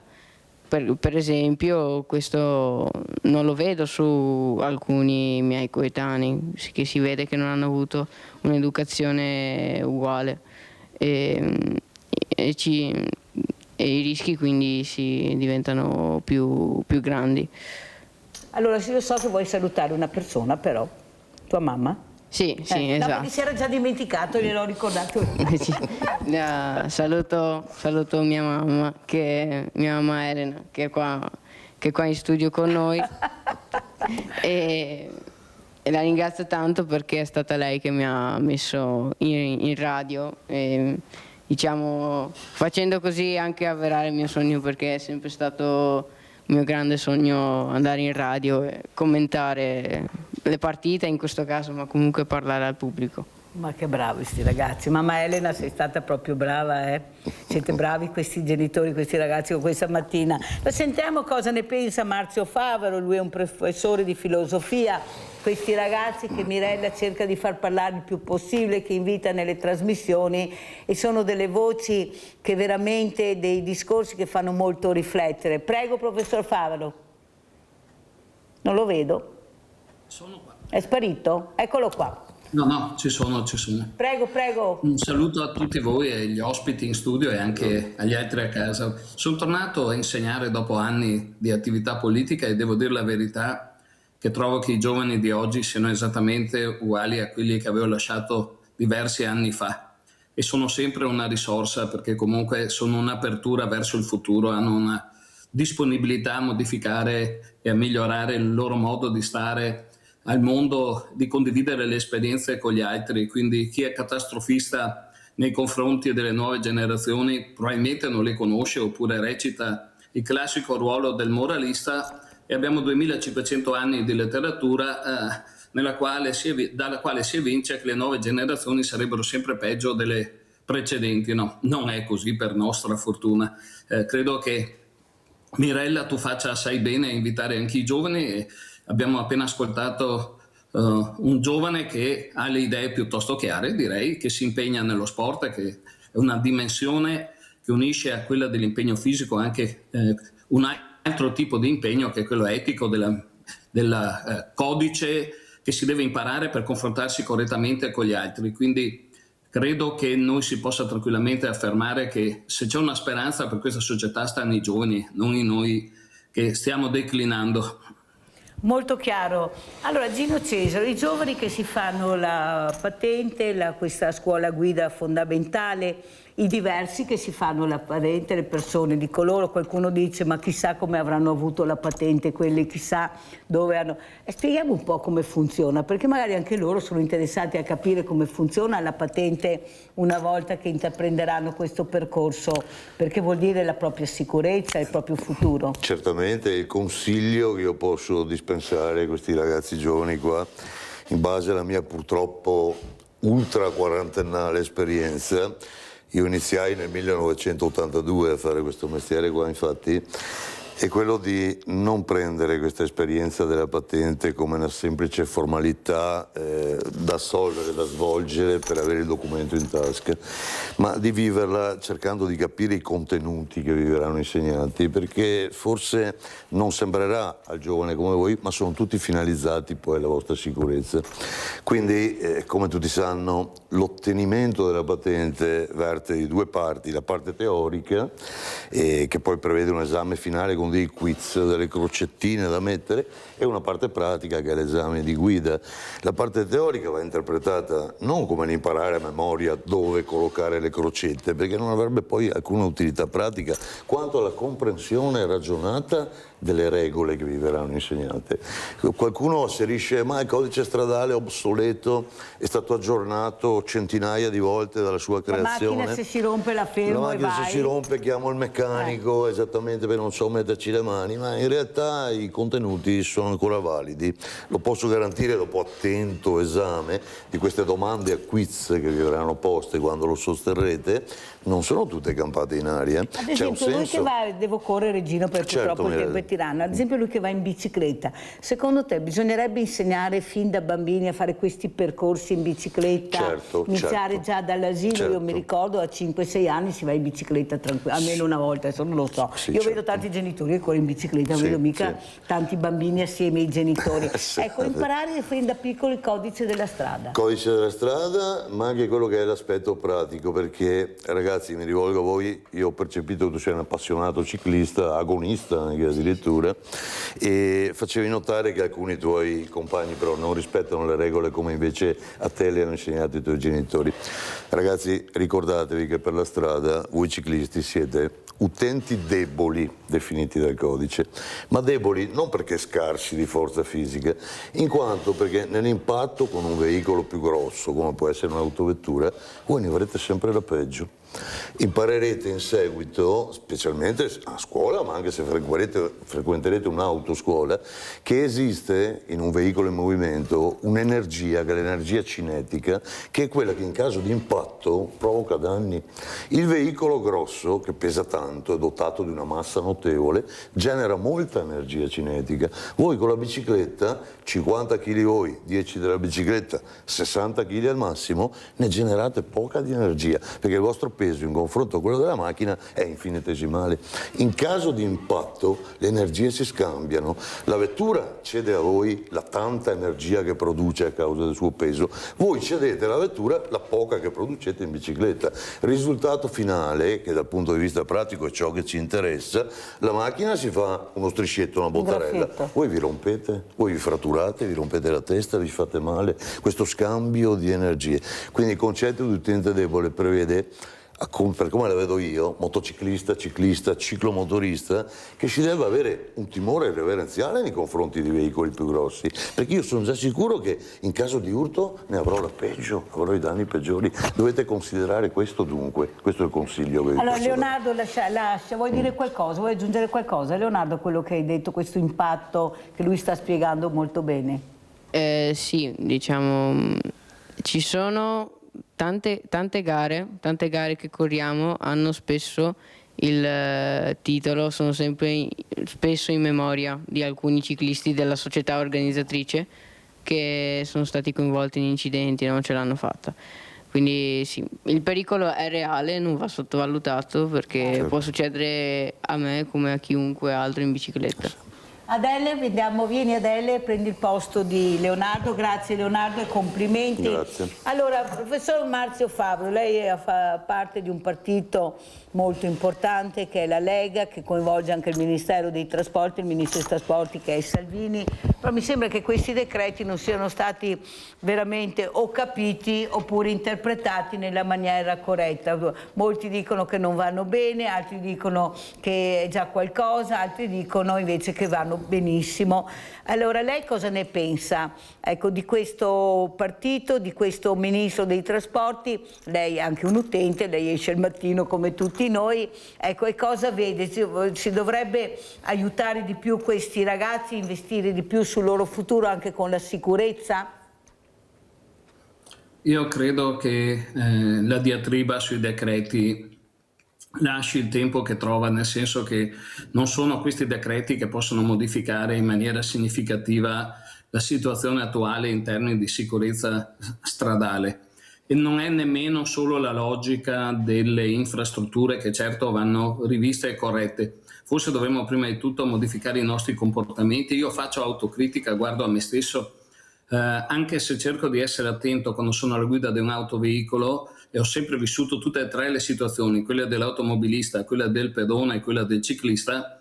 Capita il momento in cui c'è la distrazione, in cui scatta il nervosismo, eccetera. Allora, credo che prima di tutto dovremmo rivedere i nostri comportamenti alla guida, ricostruire quel codice di buona condotta stradale che va oltre la norma scritta, che è il codice di condotta non scritto, che si chiama educazione stradale, perché altrimenti possiamo scrivere le migliori norme che vogliamo, possiamo prevedere le migliori infrastrutture del migliore dei mondi possibili e immaginabili, ma l'errore ci condannerà in ogni caso.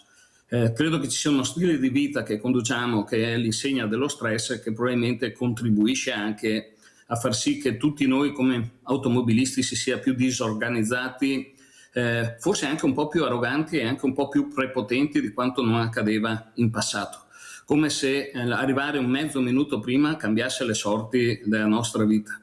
Ecco, forse abbiamo bisogno di trovare una dimensione del buon senso, una misura umana anche nella dimensione della guida. Detto ciò, forse c'è una riflessione molto più importante di quella sui decreti che dovremmo sviluppare, cioè sul tipo di territorio che abbiamo creato e il tipo di infrastrutture che abbiamo generato. Io penso al Veneto centrale, costruito non più dalla Patreve come si diceva una volta, ma da un quadrilatero: Venezia, Vicenza, Padova, Treviso. Ci troviamo nel cuore di fatto di un'area metropolitana, è una metropoli orizzontale anziché verticale, ma in essa vi sono concentrati più della metà degli abitanti del Veneto, più della metà delle imprese del Veneto e abbiamo cementificato molto, troppo e in modo disordinato. Il risultato è che anche il sistema infrastrutturale è reso fragile, vi sono dei punti con delle strozzature per il traffico incredibili che creano rallentamenti. Le rotatorie sono state utili come dei bypass per ridurre la velocità delle auto da un lato e rendere più fluido il traffico dall'altra, ma sono state una soluzione tampone, non sono la panacea di un sistema viario che sarebbe da rivedere radicalmente, ma con delle difficoltà enormi perché ci sono assetti viabilistici che dovrebbero essere rivisti su scala micro urbana, su scala macro urbana, su scala extra urbana, con dei progetti mirati. Io ho cercato di portare avanti un'operazione del genere a Montebelluna quando ho rivisto il piano urbano del traffico, non senza polemiche. Però oggi a Montebelluna si circola meglio, si sono ridotti gli incidenti, soprattutto si è ridotto anche l'inquinamento in atmosfera e gli incidenti sono più lievi per entità rispetto al passato. Questo significa che senz'altro una pianificazione più corretta dell'uso anche delle infrastrutture, non solo delle infrastrutture stesse, potrebbe migliorare la situazione. Ma torno al punto da cui sono partito. Prima di tutto credo che dovremmo recitare tutti, io parto da me stesso, un mea culpa, perché alle volte ci lasciamo prendere dall'ansia, dal nervosismo e non guidiamo come dovremmo. Io mi sto penso imponendo però, da 3 Fabio, anni, devo correre perché il tempo è da 10 tiranno, anni di non guidare non mi con il sente. Fabio non mi sente, ma io devo correre perché il tempo è tiranno, però io penso che anche la politica abbia una grande colpa. La politica, una parte politica, quella anche che conta, ha fatto troppo business anche con le rotatorie. Io per carità, ci sono rotatorie, non so, che servono, vanno benissimo. Certo. Ma mi sembra che avete esagerato con queste rotatorie, ma esagerato ragazzi, che è una cosa incredibile, va anche detto questo, perché se ogni volta noi dobbiamo assistere a un business pazzesco di cemento su cose che veramente avremmo potuto farne a meno e invece investire quel denaro su cose utili, ad esempio su una sicurezza diversa. Adele, tu cosa dici? Ecco, come vedi questa sicurezza? Condividi quello che dice Mirella, quello che ha detto il professor Favero, quello che ha detto questo insegnante, questo Gino Cesar di autoscuola, prego. Allora, io in questo momento vivo a Montebelluna e infatti stanno costruendo grandi rotatori in questo momento, anche vicino a casa mia. E nell'incrocio in cui le stanno costruendo penso che sia una cosa necessaria, perché comunque ci sono stati vari incidenti e con questi semafori, con solo i semafori non si capiva bene. E io personalmente sto aspettando di avere 14 anni e anche 16 per riuscire a fare il patentino per la macchina, perché io ho fatto anche un'esperienza a Cortina e lì è molto utile. E sinceramente credo sia necessario alcune rotonde, ma non tutte, perché in effetti ci sono luoghi in cui c'è anche troppo poco spazio e hanno anche abbattuto muri storici per riuscire a fare queste rotonde. Perciò a volte è necessario, mentre a volte si potrebbe anche solamente sostituire con qualcosa di più piccolo, che sicuro non farà lo stesso effetto, però potrebbe aiutare. Adele, quando esci di strada, tu esci di casa, sei attenta al codice stradale, agli attraversamenti pedonali, se vai in bicicletta, conoscete queste regole, cioè l'ABC delle regole, oppure i cartelli non li guardate? Allora, io l'educazione stradale l'ho fatta anche a scuola, la facciamo tutti gli anni e perciò sì, conosco tutti quanti i cartelli, perché alla fine ci fanno anche tipo una specie di test e alla fine ci mettono pure la valutazione in educazione civica e penso che sia una cosa molto importante.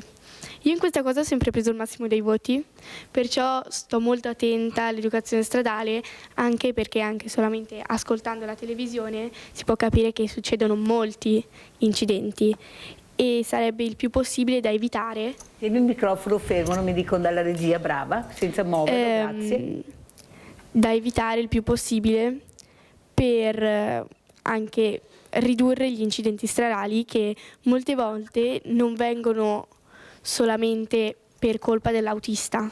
La maggior parte della colpa lo si dà a lui, perché lui ha il mezzo più grosso e quello che fa meno male, che fa più male alla persona. Prima il nostro Cesaro. E allora, però, comunque, seguendo un codice stradale più attento, si potrebbero evitare.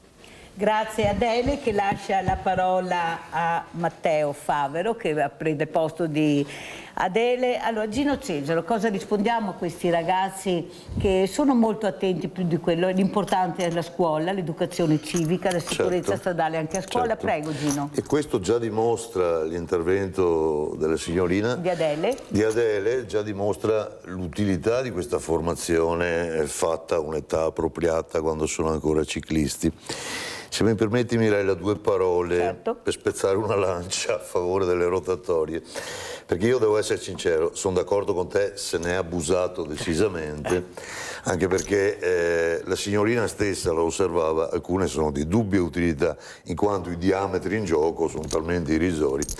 Però la rotatoria, se fatta nel posto giusto, ha una valenza positiva in termini di sicurezza che è enorme, perché la rotatoria è pensata sì per fluidificare il traffico, per farlo scorrere meglio, se usata correttamente però, ma è anche pensata per evitare gli impatti frontali o ortogonali laterali che avvengono negli incroci normali con conseguenze devastanti.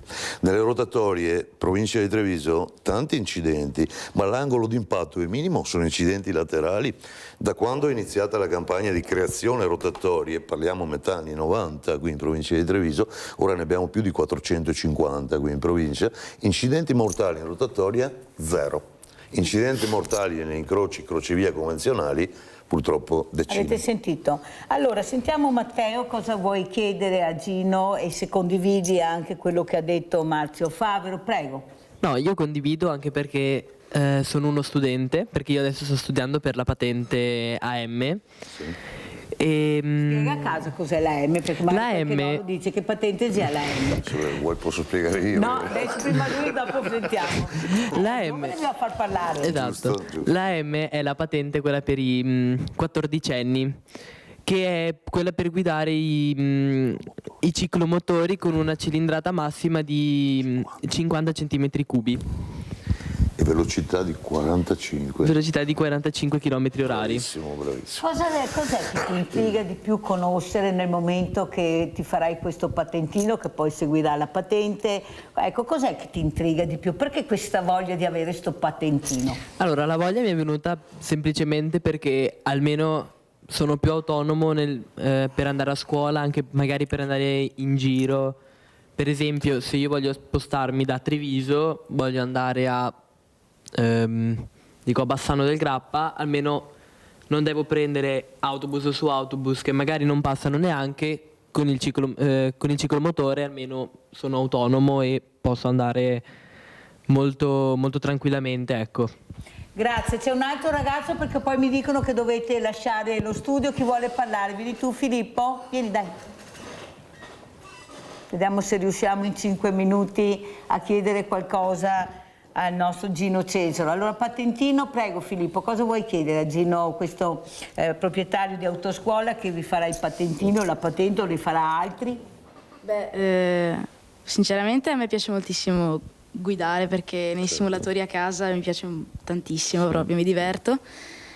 Però cosa chiedere? Ma mi ricordo che da piccolo, quando viaggiavo insieme alla mia famiglia e mio papà in macchina, mi divertivo tantissimo ad avvisarlo sui cartelli stradali, per esempio a dirgli occhio, limite 50 all'ora o cose così, e quando vedevo un cartello nuovo gli chiedevo che cosa significasse, quindi sono sempre stato interessato alla segnaletica e alle strade in generale. E alla vostra sicurezza ci tenete, capite l'importanza di stare attenti? Ci tenete? Sì, assolutamente. Allora sentiamo un altro ragazzo, dai, chi viene adesso? Un altro? Dai, che facciamo alla fine, poi vi saluto così anche Gino saprà. Antonio, dai Antonio, cosa vuoi chiedere?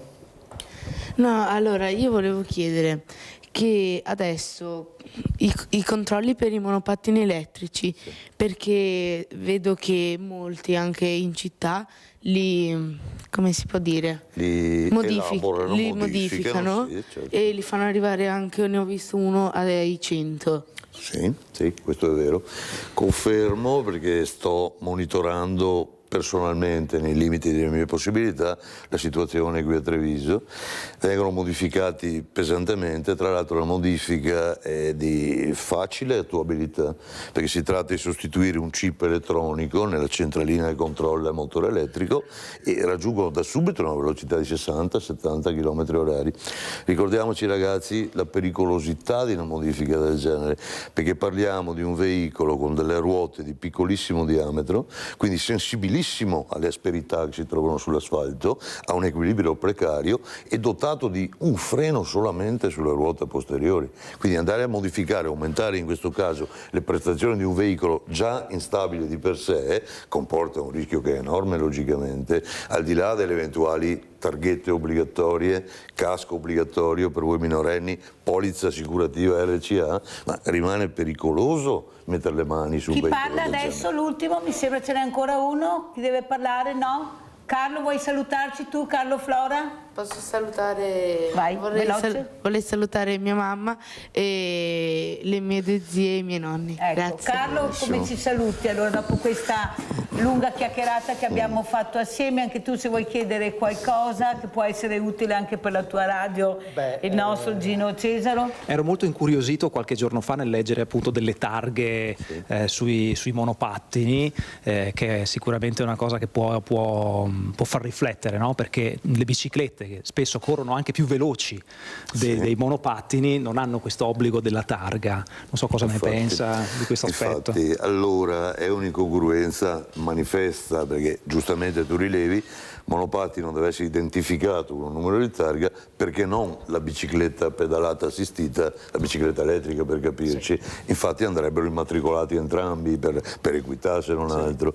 Questo è stato fatto perché in alcune città d'Italia, come saprai sicuramente, la concentrazione di monopattini è enorme rispetto a una realtà come quella delle città nostre in pratica, dove sono preponderanti invece le biciclette, e quindi anche per ragioni di pubblica sicurezza, non soltanto di circolazione, hanno trovato necessario identificare questo monopattino. Naturalmente a ciascun numero corrisponde un'identità, ovvio che la targa è personale in quel caso, è nominativa della persona, però andrebbero immatricolate sicuramente le biciclette. È la presenza del motore probabilmente che fa la differenza. Ma che peraltro anche le biciclette pedalate assistita posseggono con le stesse caratteristiche in pratica, perché la potenza stabilita dalla legge sarebbe la stessa, la velocità raggiungibile pure 25 km/h, visto che il ragazzo prima diceva ne ho visto uno corre a 100 all'ora, confermo, ma in origine non più di 25 all'ora. Allora Carlo Flora, vuoi chiedere qualcosa invece al professor Marzio Favero, professore di filosofia, tu che stai cercando di fare un percorso molto importante con questi ragazzi, cosa vuoi chiedere al professor Favero? Professore, sicuramente mi viene in mente la passione che mio padre aveva per la filosofia, e mio padre spesso ha cercato di trasferirmi questa passione, nonostante io fossi attratto da tutt'altro, molto più materialista se vogliamo. Mi piacerebbe però se effettivamente questa meravigliosa cosa che è la filosofia venisse un po' trasferita ai giovani nel modo più semplice possibile. Quale potrebbe essere il metodo per concretizzare questa cosa? Professor Favero, a lei, poi salutiamo questi graditi ospiti, prego. Credo che al dispetto di quanto pensino alcuni burocrati, in realtà la trasmissione della filosofia è sempre un fatto che riguarda il rapporto fra due persone, e siccome le persone sono uniche e irriproducibili, anche la loro relazione lo è, come diceva il filosofo Gentile, e quindi la trasmissione dell'atteggiamento filosofico nasce e si consolida solo attraverso il dialogo fra chi ha iniziato il percorso filosofico e non lo concluderà mai, perché non c'è mai una fine per quando si inizia a fare filosofia, e chi deve ancora muovere i primi passi.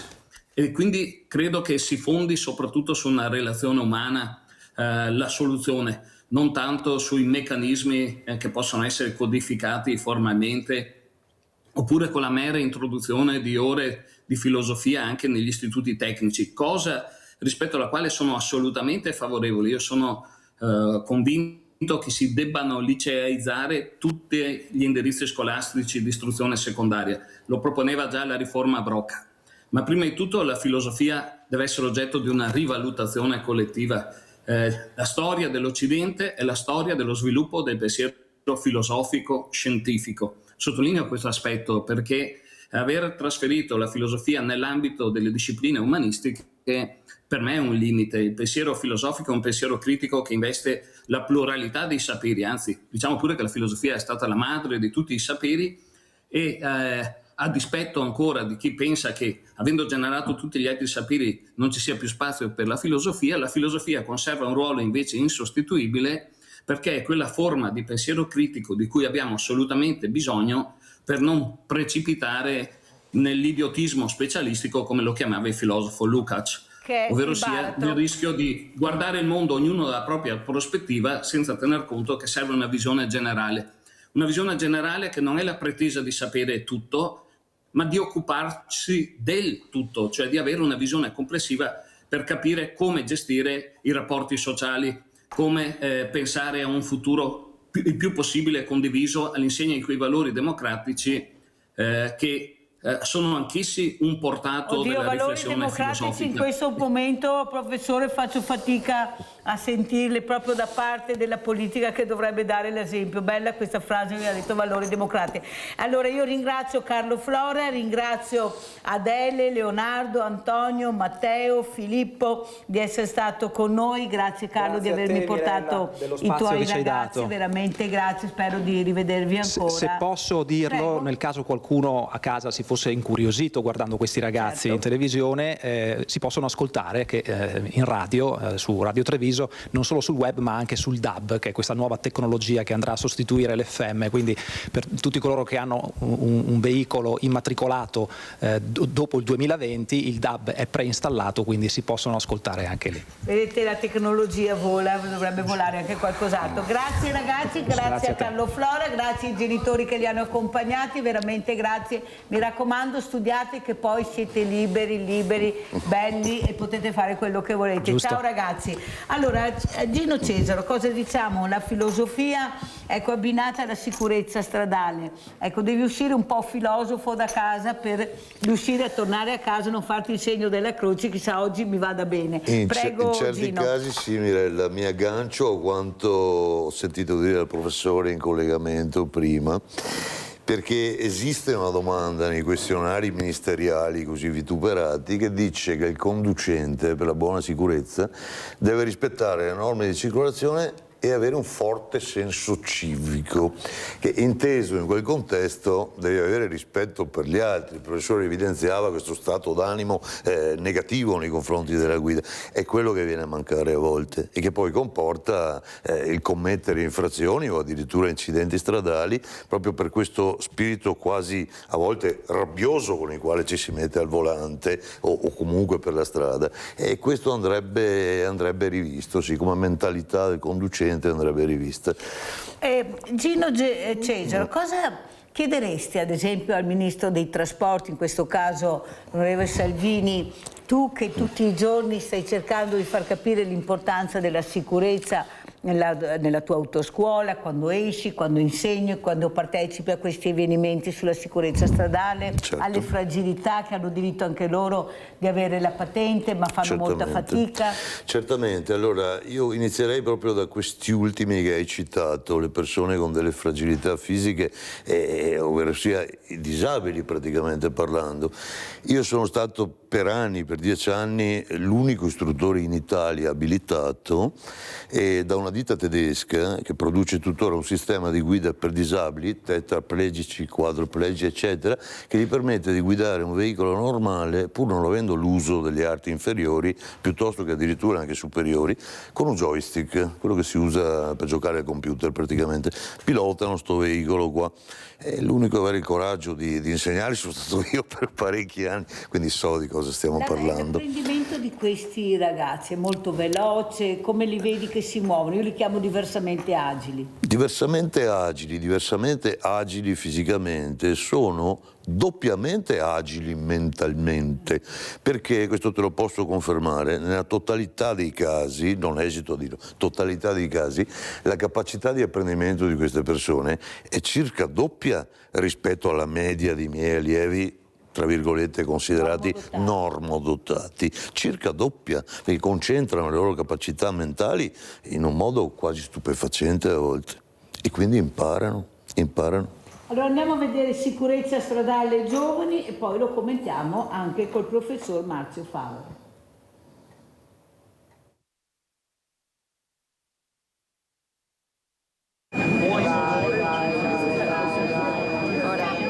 Prove di alcol test ai giovani partecipanti alla giornata per la sicurezza stradale. Tra i molti ragazzi che hanno chiesto di poter effettuare l'esame non sono mancate le sorprese. Vogliono provare l'alcol test e devo dire che insomma in alcune circostanze abbiamo purtroppo riscontrato anche qualche lievissima positività, quindi ecco, noi sensibilizziamo tutti che specialmente alla loro età l'alcol alla guida è assolutamente sconsigliato e vietato. Formare i giovani, renderli consapevoli dei rischi che comportamenti scorretti possono avere per sé e per gli altri. Centinaia gli studenti che hanno partecipato alla 5ª edizione di Insieme per la sicurezza, sperimentando sul campo i pericoli della strada anche attraverso esperienze forti come i video di incidenti reali accaduti sulle strade di Treviso proposti dalla polizia locale. E queste sono situazioni che toccano l'emotività dei ragazzi e credo siano molto efficaci al di là poi di tutte le lezioni teoriche che possiamo fare. Queste le reazioni dei ragazzi. Sono decisamente sorpresi perché loro conoscono le strade di Treviso per quello che rappresentano per loro, sia una modalità di circolazione, ma non si rendono conto quanto il pericolo sia insito all'interno di quelle strade che percorrono tutti i giorni. Particolarmente gettonato il simulatore di ribaltamento auto, sperimentato anche dal direttore di ACI che ha organizzato l'evento. C'è una tecnica e quindi in pratica bisogna azionare bene le gambe, anche le mani e naturalmente gestire bene la cintura di sicurezza per poter poi fuoriuscire dal finestrino. La macchina mi ha colpito di più perché in realtà io non sapevo come fare quando si ribalta una macchina o cosa fare in una situazione di pericolo, e questo mi ha aiutato abbastanza perché secondo me nelle strade italiane c'è tanto pericolo. In piazzale Burchi e Lati anche il SUEM 118 con strumentazioni e simulazione di soccorso, e di vigili del fuoco che hanno mostrato come si interviene in caso di incidenti con persone incastrate nell'abitacolo. In auto si chiamano alcune cose, procediamo, parliamo in termini un po' tecnici e procediamo con l'intervento. Tante esperienze per formare utenti della strada consapevoli di comportamenti e rischi. Sono cose che uno fa normalmente, pensa che siano corrette, anche semplicemente attraversare in sella la bicicletta sulle strisce pedonali. È pericolosissimo. Oltre a farsi male se qualcuno ti investe, hai anche una responsabilità, per cui devi anche risarcire il conducente dell'auto al quale magari hai provocato dei danni. Allora, Gino Cesaro, la bicicletta l'attraversamento pedonale non va fatto in sella alla bicicletta, bisogna scendere dalla bicicletta e attraversare. Ma non è che questa cosa, io ne vedo pochissimi che fanno questa cosa, io vedo molto di più che no attraversano, volano all'improvviso senza guardare. Ecco, le strisce pedonali sono la mia protezione, le zebre, ma non è così. Allora, è così parzialmente, Mirella, perché è stato deciso da qualche anno, a livello normativo nazionale, che se l'attraversamento è una prosecuzione della pista ciclabile, quindi la pista ciclabile termina nell'attraversamento, il ciclista è autorizzato a attraversare la strada in sella alla bicicletta. Viceversa, se si tratta di attraversamento pedonale normale, non a seguito di pista ciclabile, il ciclista deve tuttora, come dici tu, scendere dalla bicicletta. Quello che manca però è comunque il buonsenso, perché che tu abbia formalmente ragione dal punto di vista teorico o meno, il buonsenso insegna che dovresti comunque fermarti e controllare se la precedenza ti viene data veramente prima di attraversare. Questo che tu hai rilevato è un fenomeno pare quasi endemico, quasi di moda direi, nelle nostre città, quello di attraversare con la bicicletta senza neppure guardare, neppure rallentare, forti, tu hai detto giusto, mi trovo molto d'accordo, di questa protezione data dalle strisce. Sono nelle strisce, sì, faccio quello che voglio. Che protezione non è, perché è una protezione teorica, ma praticamente addirittura parlando. Col cellulare, non solo con la bicicletta, ma anche col cellulare in mano, le cuffie. Il che comporta, come tutti sanno bene, cellulare in mano, quindi un freno solo sulla bicicletta, magari quello davanti, tanto per dire. Quindi una situazione di insicurezza ancora peggiore. Avete capito? Professor Favero, cosa dice? La filosofia anche nell'insegnamento della sicurezza, che può essere quella stradale, ma la sicurezza in generale per la comunità. Qui ognuno fa quello che vuole, sembra di essere nel Far West, ognuno fa quello che vuole. Tanto qual è il problema? Forze dell'ordine pochissime, e la legge sì ci sono, ma chi se le rispetta? Tanto cosa possono farmi? Prego, professore. Credo che ci sia stata una fase nella vita di questo paese, gli anni 60 e gli anni 70, nella quale soprattutto il mondo intellettuale ha ritenuto che si dovesse sottoporre a critica, forse in parte anche giustamente, una certa cultura tradizionale. L'errore qual è stato? Quello che nel corso dei decenni successivi non ci si è preoccupati di far seguire alla pars destruens una pars construens. È inutile demolire tutti i vecchi valori e schemi di comportamento, anche quelli della buona educazione, in nome di una rivoluzione e poi dei costumi, e poi non preparare la gente a nuovi stili di comportamento. Quello che abbiamo creato è l'anomia, la mancanza di regole, cosa che fa soffrire soprattutto i più giovani. Ma al di là di questo, che corre il rischio di farmi scivolare verso posizioni moralistiche che non mi appartengono, non mi sento giudice di nessuno, credo che per quanto riguarda la sicurezza stradale ci sia, oltre alla parte delle regole scritte, anche un'altra parte, come dicevo prima, di competenze che non si possono acquisire se non pilotando un mezzo. Non è la stessa cosa pensare di prepararsi una partita a tennis studiando un manuale con le regole del tennis e poi scendere in campo e brandire una racchetta. Per manovrare bene una racchetta e saper giocare bisogna allenarsi quotidianamente, così come per diventare un virtuoso con uno strumento musicale. La stessa cosa è sapere guidare. Una cosa è fare i primi corsi alla scuola di guida, un'altra invece è avere quell'esperienza che ti consente di capire come si comporta un mezzo su diversi terreni, se l'asfalto è bagnato, se l'asfalto è impolverato e via elencando. Ma credo che l'ospite che è in sala, Cesaro, sia molto più competente di me a riguardo. Ma noi dobbiamo ascoltare un po' tutti. Adesso ascoltiamo Angelo da Vicenza. Professore, se non mi cade la linea, vai Angelo. Buongiorno, scusa. Io ho fatto il camionista per tanti anni, adesso sono in pensione da 20 anni. E io le regole le conosco, le rispetto al 100%, però in Italia famo schifo, monopattini col coffee alle orecchie e sprecciano i passaggi pedonali come una scioppetà. Ecco, brighichette sui passaggi pedonali che non si fermano a guardare se c'è una macchina o non viene, e poi la colpa è tutta dell'autista e delle macchine. Ci sono quelli che hanno colpa perché corrono veramente, ma ci c'è una percentuale che sta attento. ma i pedonali si dovrebbero fermare, guardare e poi partire.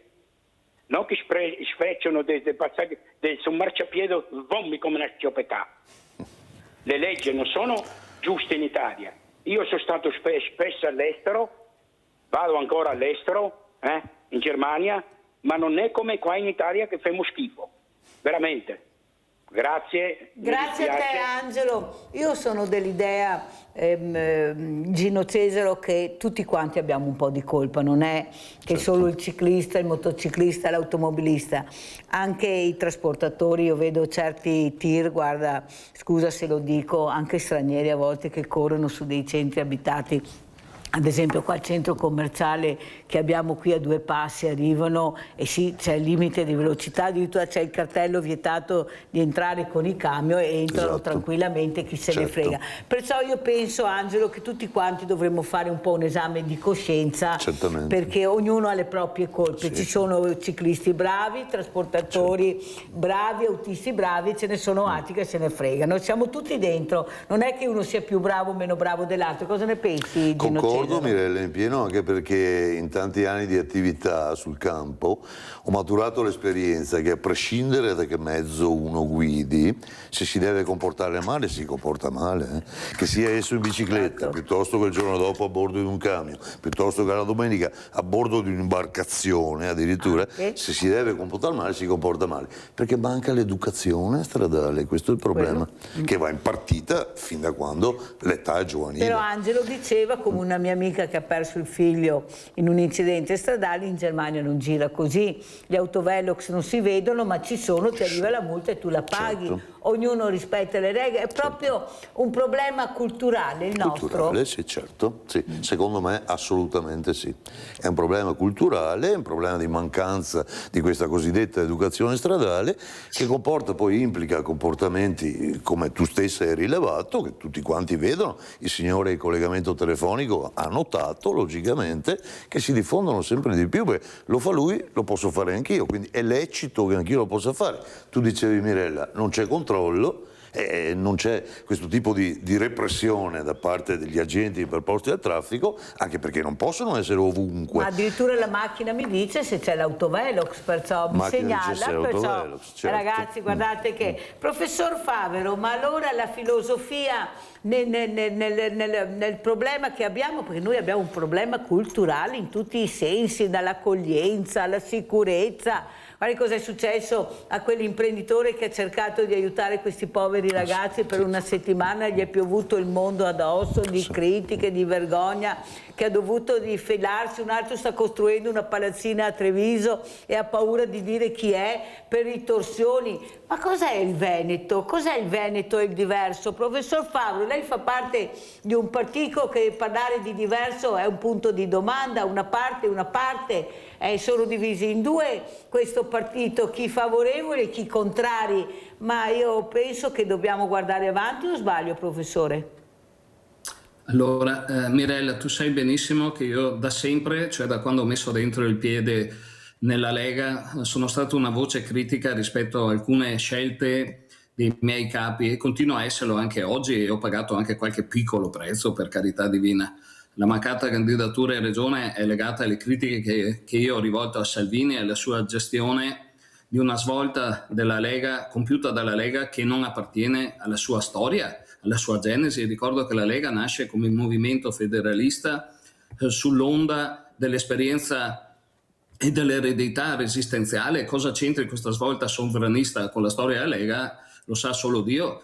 Il fatto è che credo in una politica diversa da quella che vedo praticata dai vertici del mio movimento. Se sono rimasto dentro la Lega è per rispetto ai militanti e per rispetto ai molti sindaci, ai molti amministratori locali, consiglieri comunali che si impegnano al servizio delle loro comunità locali. Sono persone che spesso sono più qualificate di quelle che stanno ai vertici o che sono in Parlamento. Lo dico molto apertamente, perché poi basta controllare forse anche i profili personali per capirlo. Con questa base che io mi trovo bene, non certo coi vertici, e questa base è molto più evoluta dei vertici stessi. Io vi ricordo che oggi oltre il 10% della popolazione che vive e lavora in Veneto è costituita da persone che vengono da altri paesi e che qui hanno trovato una chance di vita. e sono fondamentali per il funzionamento della nostra economia. I loro figli vanno a scuola con i nostri e crescono assieme e pensano a un mondo che è fatto di apertura, hanno già una logica cosmopolita. Oggi l'essere portatori di un'identità non significa chiudersi all'interno di un guscio, ma avere un'identità con la quale confrontarsi con gli altri, con la quale dialogare e crescere. E io credo che sì, serva il ritorno ai valori della cultura, perché la cultura è quella dimensione che ci consente di crescere tutti e di avere una visuale più ampia, un'esperienza di vita più ricca. E la cultura è fatta e si nutre di diversità, perché le diversità di idee, di atteggiamenti, di stili di vita, di costumi ci offrono la possibilità di godere della ricchezza e dell'inventiva della vita stessa. E quindi la mia idea è che dovremmo riformare la politica proprio all'insegna della cultura, restituire alla politica quella che era la sua matrice 40-50 anni fa. Quando io mi sono appassionato alla politica da bambino, era perché mi piaceva vedere lo scontro di idee fra persone che avevano concezioni diverse del mondo. Oggi ascolti i politici di destra e di sinistra e scopri che hanno tutti la stessa. Mi sente? Lei ha fatto parte di un partito che sui muri scrivevano dai Etna che ce la fai, adesso forse troveremmo scritto dai Mare che ce la fai, con il diverso. Prima erano i terroni meridionali, adesso sono gli immigrati che arrivano. Non è che forse qualcuno deve fare un passo indietro e capire che se non avremo questa forza lavoro forse non mangeremo più, nessuno raccoglierà nei campi, nessuno andrà a fare i pranzi nei ristoranti, non vogliono il pakistano ma vanno a mangiare dove in cucina c'è il pakistano. Mirella, professore, bisogna anche iniziare a parlare, perché questi sondaggi che abbiamo fatto sia a Ring che a Focus danno una percentuale di un razzismo pazzesco. Abbiamo il 90% di persone che hanno scritto che sono contrari a questa accoglienza. Allora come la mettiamo? Stiamo parlando del vostro territorio, professore? Allora, nel nostro territorio, il Veneto, credo ci sia un livello di integrazione degli stranieri che è superiore a tutto il resto del paese. Ci sarà un motivo, no? Allora, credo che questo motivo riposi nei valori che ancora persistono nella nostra struttura sociale. Come dicevo Elderico Bernardi, anche nel mutamento le matrici valoriali della civiltà popolare persistono, e non solo quelli della civiltà popolare. La Lega ha, come tutti i partiti, dimostrato nel suo percorso di avere qualità e difetti.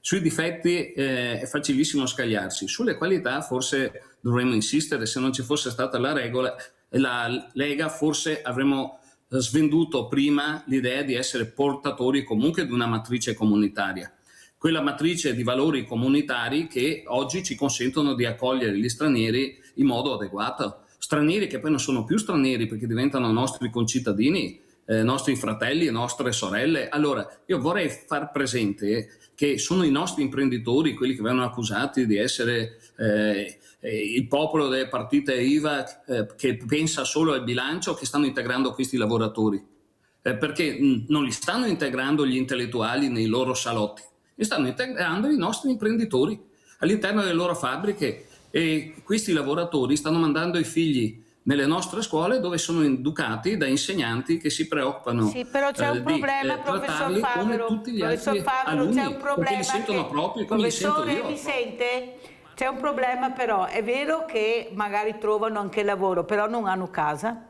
E una volta i grandi imprenditori con la quinta elementare magari, la prima cosa che facevano era recarsi vicino alle fabbriche, perché sapevano il valore della persona che lavorava, la famiglia che si univa vicino alla fabbrica. Adesso io vedo che sì, si offre lavoro, ma anche a 2-3 euro all'ora, come abbiamo sentito, nei campi si raccolgono a queste cifre, nessuno lo dice, nessuno assume, molto lavoro nero anche qua nel nostro territorio, i sindacati sono uniti in questo, non si può dire che non è vero. Allora sa, parlare di integrazione, ecco, dove vediamo come si vive in questa città, dove io che ho cercato di portare, aspetti professore, portate ecco questo aiuto, di questo lavarsi, di questo pulirsi, questo imprenditore che ha detto non posso sentire questo ragazzo che dice se questa è vita meglio morire, ecco sono stata presa di mira, addirittura ricattata che non mi danno più il 5 per 1000, pensi chi se ne frega di quel 5 per 1000 che poi quelli tranquilli, non me l'hanno mai dato e non me lo daranno mai,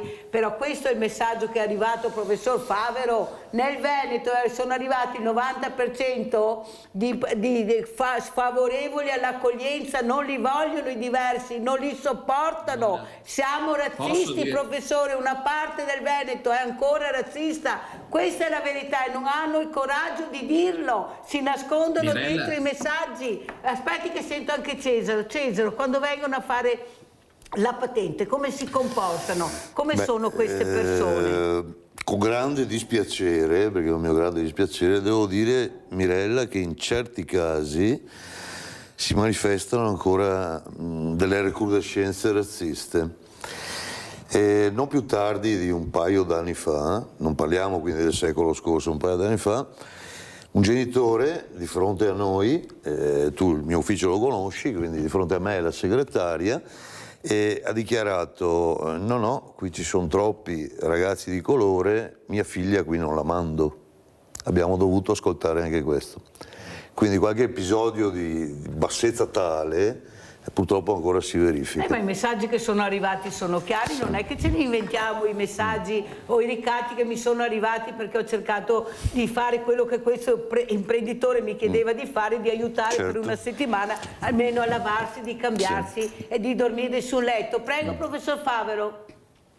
Allora, Mirella, all'inizio degli anni 2000, quando c'erano tutte le polemiche sull'invasione degli immigrati, eccetera, io ho organizzato da assessore alla cultura, Zaia d'accordo, questo lo devo riconoscere, una mostra sulla emigrazione veneta che si chiudeva con una sezione dedicata all'immigrazione veneta.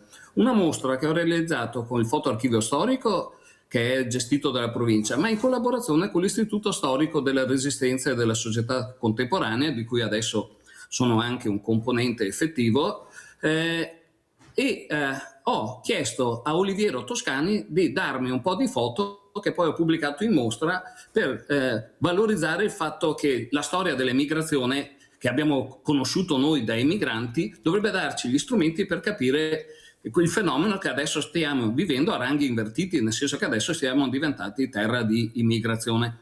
All'epoca ci fu qualcuno che storse il naso, ma fummo profetici nel dire che il futuro doveva essere all'insegna del dialogo e dell'integrazione. Delle sacche di resistenza ci saranno sempre, però Mirella, io ti dico una cosa, da un lato ti esprimo solidarietà per le critiche che hai ricevuto e che sono ingiuste e tu lo sai come la penso, dall'altra però mi permetto di dire una cosa, gli umili, i poveri sanno essere intolleranti. Il pensiero razzista non è nato nelle osterie, il razzismo è nato nelle università, nelle migliori università d'Europa all'inizio del secolo scorso ed era diffuso ovunque e poi è stato trasferito alle masse. E quindi se vi sono sacche di razzismo, forse anche il mondo intellettuale dovrebbe battersi il petto e recitare un mea culpa. Oggi è troppo facile assumere la posizione degli intellettuali che condannano le insofferenze degli umili che spesso sono in attrito con altri umili. No, rischiamo di creare una situazione in cui lo scontro è fra persone che stanno ai margini. Io credo che ancora una volta la porta vera per superare e affrontare questi problemi sia quella della cultura e magari i mass media farebbero bene a dedicare più spazio alla cultura. Io cito sempre un esempio perché mi pare eloquente, no? Una volta quando si comprava un quotidiano la cultura si trovava in terza pagina, era un messaggio chiarissimo al lettore. La prima pagina era dedicata agli occhielli che richiamavano gli articoli che riguardavano i fatti mondiali o locali. Poi appena si apriva il giornale la seconda pagina che vedevi era in realtà la terza ed era dedicata alla cultura. Il messaggio era: se vuoi capire il mondo devi dotarti degli strumenti culturali. Oggi le pagine della cultura si trovano dopo quelle dello sport. Luciano, professore, se no non ce la faccio. Vai Luciano. Mirella, ciao. Ciao. Due piccole cose sulle strisce e sul razzismo. Sulle strisce tutti gli anni muoiono centinaia di persone e la colpa è di questa legge che hanno il diritto. Io attraverso tutti i giorni le strisce a piedi in bicicletta, bisogna guardare se le macchine si fermano. In Giappone, Mirella, alzano la mano, è una piccola cosa, invece in Italia, me l'ha fatto anche a me, te l'ho già raccontato, vanno verso come vai tu, no? E senza girarsi si buttano sulle strisce questi delinquenti imbecilli, tra parentesi. 2. Io ho subito il razzismo, Mirella. Io ho fatto 7-8 contratti a ex sovietiche e anche alla tunisina, no? Ma io ho subito, passo in bicicletta qualche giorno fa, qua 2 chilometri da Rivoltella a Desenzano, ci sono lì 4 giovani trentenni su una panchina e mi hanno sorriso, mi hanno fatto qualcosa, mi hanno detto qualcosa di non bello e poi altre cose. L'ultima, se arrivano con l'aereo in Italia, ma anche altri paesi, io vedo lì sul 52 la sera, senza documenti o col passaporto falso, ti mettono le manette, ti portano sulla macchina, ti portano in tribunale, 5 anni di galera. E non devono venire senza documenti. Cosa ci sarebbe fare una piccola legge? Devono venire col documento. L'ultima, ho conosciuto tramite un amico, un marocchino, che 15 anni fa, che pagava 150 euro di affitto, moglie e 3 figlie. Sapete cosa mi ha detto? Che in Marocco aveva 3 case in Marocco, e poi arrivano qua degli assassini che non si sa dove arrivano, chi sono. Vi saluto, buongiorno, ciao. Vedi, ma non è tutto così, perché i ragazzi che ho aiutato avevano i documenti, avevano il passaporto, tanto è vero sino in albergo non potevano essere accettati, avevano le carte in regola, però manca sempre qualcosa per essere assunti al lavoro, questa è la verità. È inutile che ce la giriamo, i documenti ci sono ma non bastano, ci vuole qualcos'altro, ma se io ho voglia di lavorare, fammi lavorare e cercami di dare, anche come si faceva una volta, un tetto dove andare a dormire, o sbaglio? Certo. No, perché qua non si riesce mica più a capire, tutti parlano stati generali, ma che agire è un'altra cosa. Prego. 2 cose diverse, sì, indubbiamente. È un problema questo, sicuramente sì. Per quanto riguarda la mia piccola sfera personale, come è risaputo, logicamente, per poter ottenere la patente, per loro è, per questi ragazzi che arrivano dall'estero, una grande conquista quella della patente, perché gli consente sì l'autonomia, però nella maggior parte dei casi la loro richiesta è: voglio prendere la patente perché mi serve per andare a lavorare. Come noi eravamo negli anni 60-70, la patente per andare a lavorare. Naturalmente devono essere dotati di documenti. La legge italiana prevede: io ti faccio fare l'esame per ottenere la patente di guida, devi avere residenza e quindi carta d'identità. Gino Cesaro, ti ho invitato per far capire che non è che le patenti siano pescate sul Sile con la canna e che arrivino senza documenti, perché nessuno dice che chi ha la patente porta i documenti in scuola guida, fa la patente come la fanno tutti gli altri e paga la patente perché col lavoro gli permettono di pagare la patente. Questa è la verità. Allora io ringrazio Marzio Fabro che è dovuto scappare, perciò lo salutiamo. Spero che Gino Cesaro rimanga un altro quarto d'ora con noi, che continuiamo a parlare di sicurezza stradale. Grazie. Allora fra pochissimo pubblicità.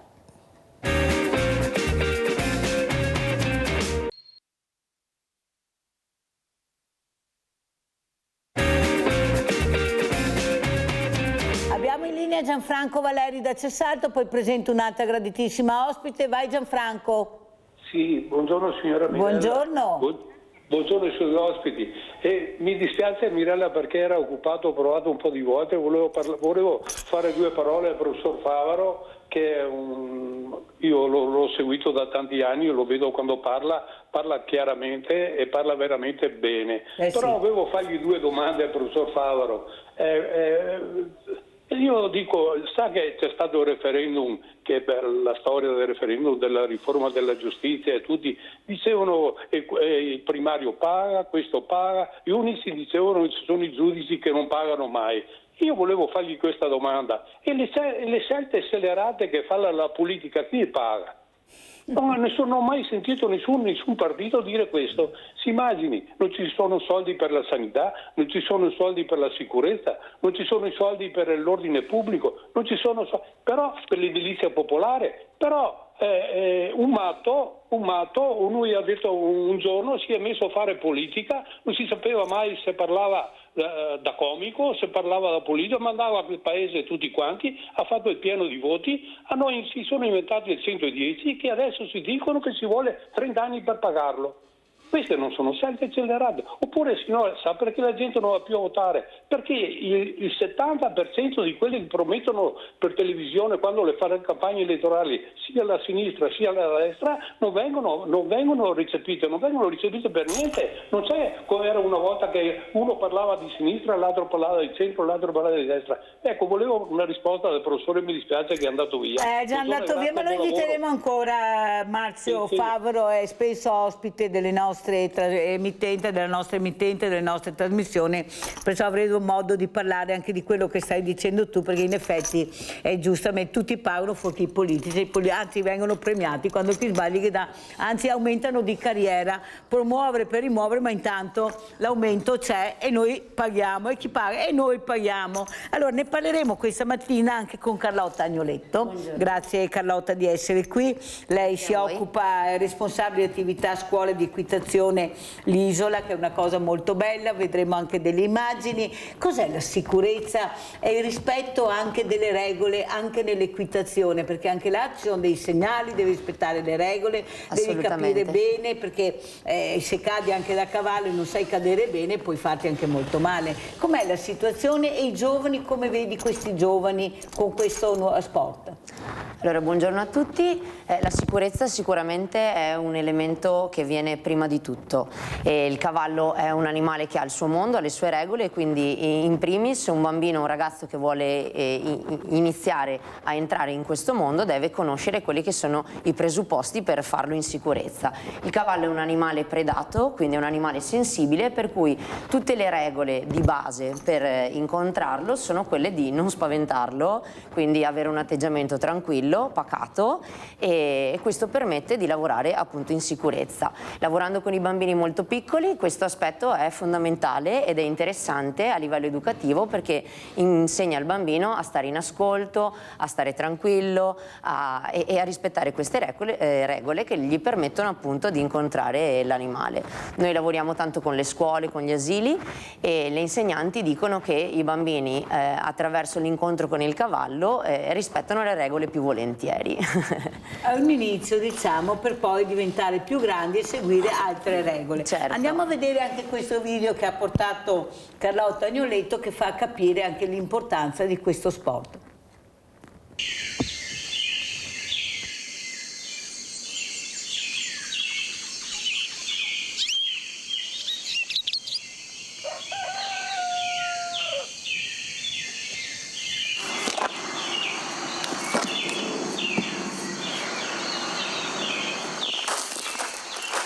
Vivo qui a Cimadolmo da 2 anni e mezzo.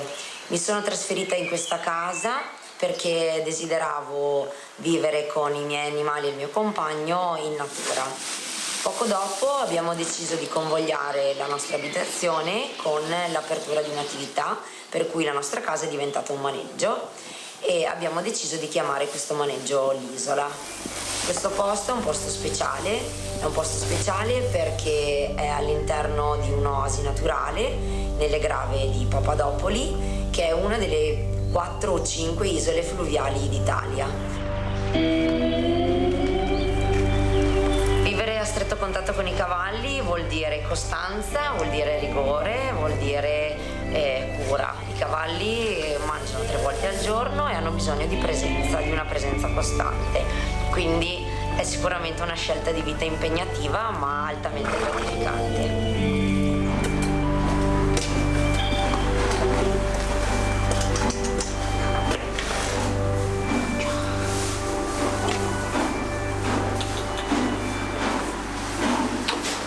Il legame con il cavallo è un legame che mostra una verità.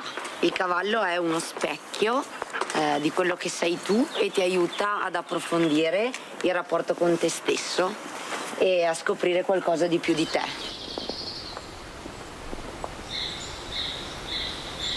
Il cavallo è una preda, ha in sé una sensibilità fortissima Devi prima di tutto instaurare un rapporto basato sulla fiducia.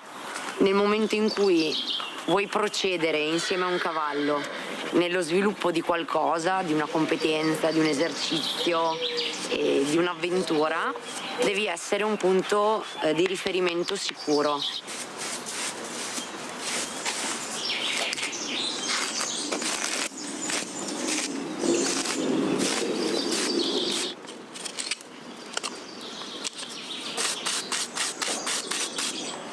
Ricordo come fosse ieri il mio primo incontro con i cavalli.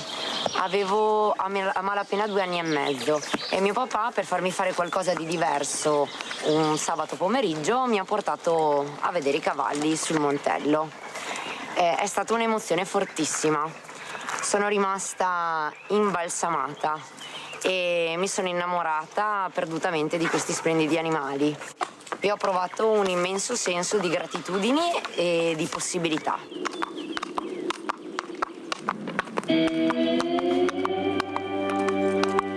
Ho dovuto aspettare parecchi anni perché all'epoca per avere accesso a un maneggio bisognava aver compiuto 6 anni di età. In realtà, quando finalmente ho avuto la possibilità di iniziare il mio percorso, l'emozione provata nell'incontro con i cavalli liberi al pascolo e la possibilità di osservarli in natura nel loro contesto si discostava dall'emozione di salire in sella e dover subito gestire un animale che ancora non conoscevo così approfonditamente. È da lì che si è mossa la mia ricerca e la mia volontà di conoscere il cavallo come animale e capire quali fossero le sue necessità, i suoi comportamenti, i suoi bisogni, prima ancora che cavalcarlo.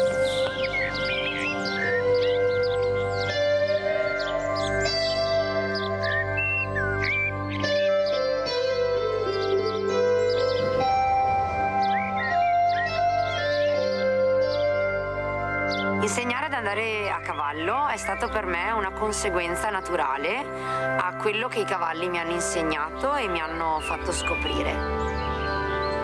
Montare a cavallo è una grandissima opportunità. C'è la possibilità di lavorare su di sé, di conoscerci meglio, di migliorare i nostri piccoli difetti, superare i nostri limiti e diventare persone più forti. Allora, Carlotta Agnoletto, intanto grazie anche per questo bellissimo video che ci hai portato e soprattutto capire l'importanza di parlare ai più piccoli, questo bambino che ha un cervello che apprende in pochissimo tempo, che è una spugna che assorbe, ricorda benissimo. Spiegava Carlotta che lei a 2 anni e mezzo è stata folgorata da questo animale. Prego Carlotta.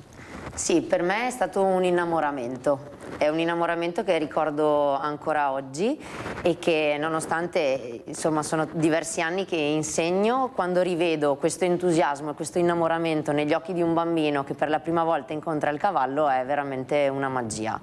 È un incontro alchemico dove cavallo e bambino si comprendono in una dimensione che è loro. E la cosa bella dei bambini è che non hanno pregiudizi, non hanno sovrastrutture, sono puri come lo sono gli animali e quindi l'incontro è autentico ed è immediato ed è veramente una magia. Abbiamo da imparare tantissimo, sia dagli uni che dagli altri. Però qualcuno può dire: e i soldi per arrivare a questo dove li trovo? Non ho la possibilità. Questa Ecco, è una bella invece domanda. io direi che forse l'educazione civica a scuola dovrebbe comprendere anche questo. Al mattino facciamo la didattica, al pomeriggio andiamo a trovare qualcuno dove puoi imparare qualcosa e trasmettere valori. Però mi sembra che si investa poco su questo, mi sembra che si faccia fatica. Quali sono veramente la realtà su cui investire, su cui far crescere la comunità?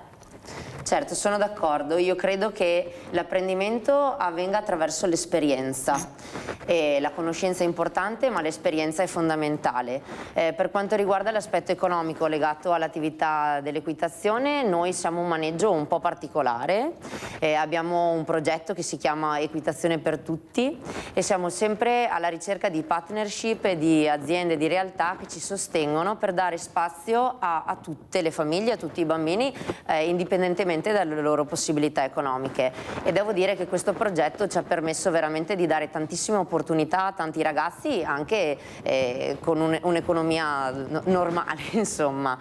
E allo stesso modo con le scuole cerchiamo di fare delle attività che siano a basso costo e devo dire il Comune di Cimodolmo ci ha sempre aiutato favorendo il trasporto dei bambini all'interno del maneggio e quindi è importante creare una rete di collaborazione perché tutti i bambini possano imparare e conoscere il cavallo e l'animale. Carlotta, fare rete, fare squadra, assieme ce la facciamo, bisogna mettersi assieme. Importante. Abbiamo Claudio da Marano Vicentino, vai Claudio. Sì, buongiorno a tutti, ho telefonato perché prima si discuteva del super bonus 110. Il super bonus 110 ce l'ha avuto Conte per 6 mesi e 20 mesi ce l'ha avuto Draghi e 23 mesi Meloni. E dal maestro di Fratelli d'Italia ha prorogato per tutto il 2025 il super bonus. Quindi dire che il super bonus ce l'ha avuto Conte, si sta parlando di 6 mesi? No, mettiamo i puntini su lei perché poi Fratelli d'Italia ha continuato e soprattutto ci hanno usufruito. E allora basta dare le sentenze da bar alla sinistra. Buona giornata signori. Grazie, ho sentito anche le riflessioni di Claudio da Marano Vicentino, che è giusto ascoltare un po' tutti, dopo ognuno a casa fa le proprie riflessioni. Quello che volevo capire con Gino Cesaro di questa autoscuola Alpi, ecco il messaggio che sta arrivando, prima con Carlotta si parlava, tutti dobbiamo pensare alla nostra sicurezza, anche fare sport è nostra sicurezza, usare i mezzi che può essere la bicicletta, la macchina, la Vespa, ma può essere anche il cavallo, un animale, ecco dobbiamo parlare in generale, ma dobbiamo iniziare da piccoli, imparare, perché se dobbiamo diventare, ecco, avere una bella patente, dobbiamo iniziare da piccoli a capire cosa sono i segnali, l'educazione stradale, o sbaglio? La mentalità inculcata nei giovanissimi è fondamentale perché gli permette poi di proseguire il corso della loro vita, quindi di crescere e diventare grandi, indirizzati nella via giusta, con la mentalità giusta. È caduto il microfono, no, me l'ha non so proprio dove... tolto. No, è stato, non c'è. Allora, quello che volevo capire, non c'è. Carlotta, come vedi questi ragazzi? Come arrivano? Perché stanno passando dei messaggi che tutti questi ragazzi si comportano male, sono violenti, adesso ci mancavano queste catenine rubate su questo avvenimento. Come sono invece i ragazzi, i bambini che vedi tu? Io ho un punto di vista un po' diverso, nel senso che vedo che questi ragazzi hanno bisogno di un riferimento, però mettono in discussione il riferimento perché credo che cercano un adulto veramente che sappia mettersi in ascolto. Quindi non è vero che le generazioni sono peggiorate, che i bambini di oggi non ascoltano, siamo noi adulti che ci dobbiamo mettere in discussione, dobbiamo trovare la chiave, il modo per entrare in contatto con loro.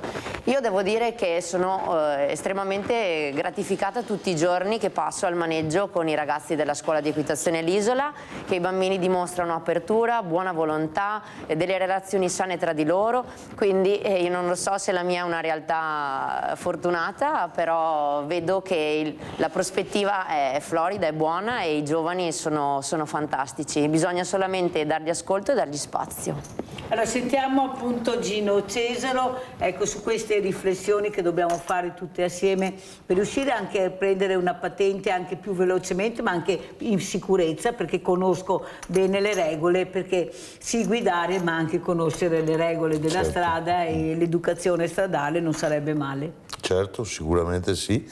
Questo sì, tu dici in tempi contenuti, ma soprattutto appunto sottolineo in sicurezza, questo sì, la conoscenza delle regole.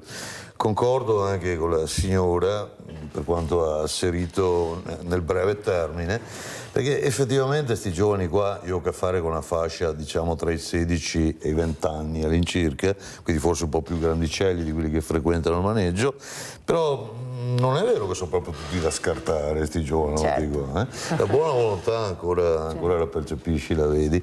Devono essere, giustamente si diceva, perché è sempre un'attività di insegnamento sia la sua che la mia, seguiti nella maniera corretta, questo è logico, perché se tu intendi proporli una lezione frontale ordinandoli di rispettare senza capire le regole che tu dici, allora hanno una sorta di rifiuto.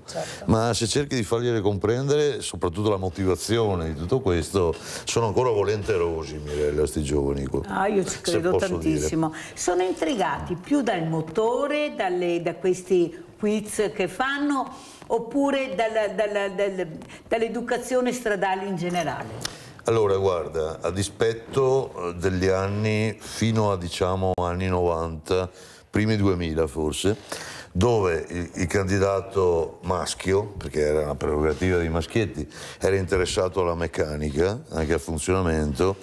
Adesso ai giovani, indistintamente maschi o femmine che siano, interessa la patente, il veicolo come mezzo di trasporto in sé. Non si interessano più, come succedeva ai miei tempi, in altre generazioni, all'aspetto meccanico. È diventato un mero mezzo di trasporto e finché funziona, funziona, tanto quando anche si rompesse non ci posso mettere le mani, che poi tutto sommato è anche la verità.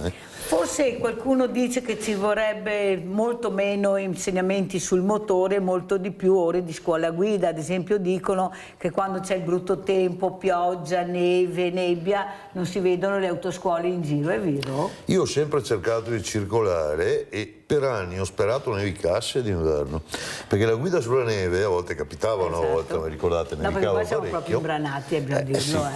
La guida sulla neve è una specialità che eleva a un grado superiore di guida. Io spero sempre nevichi d'inverno per questo motivo. Io non mi arresto mai con nessuna condizione di tempo Però avverso. c'è questo sai, può di essere- guidare solo in condizioni favorevoli. Sì, la tendenza sarebbe quella, poi il nostro è un caso particolare perché dovesse essere veramente brutto il tempo, neppure vengono, neppure escono di casa, questo è il hanno fatto. paura di- Però se io riesco a averli lì, li faccio salire in macchina immediatamente, ma piove, non sei in macchina, fossi in moto sarebbe Perché peggio. quando avrai la patente uscirai anche con la pioggia, perciò lo vai giusto per guidare. Brava, dico sempre, la patente non te la danno mica per l'asciutto, te la danno anche per il bagnato, è evidente. Allora andiamo a vedere un po' della seconda parte, vediamo se ci riusciamo questo bellissimo video che ha portato Carlotta Agnoletto.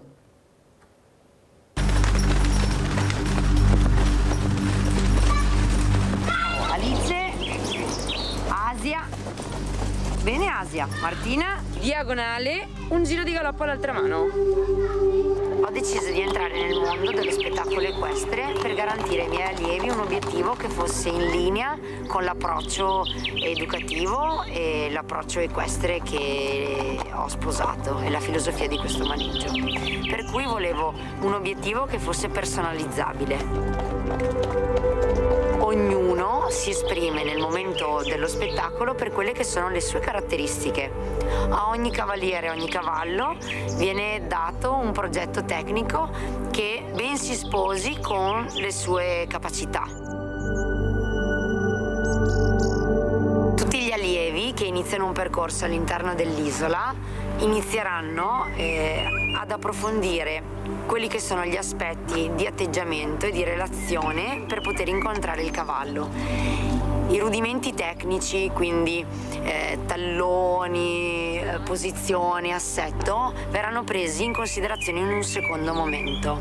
È più importante per noi il che cosa si affronta con il cavallo piuttosto che il come. Quindi il focus è sulla relazione, sul cercare di modulare il nostro atteggiamento, il nostro essere, il nostro stare per poter incontrare il cavallo. Nel momento in cui c'è la possibilità di comunicare con l'animale, allora si potranno impartire tutti gli aspetti tecnici per affinare la tecnica equestre in maniera più specifica.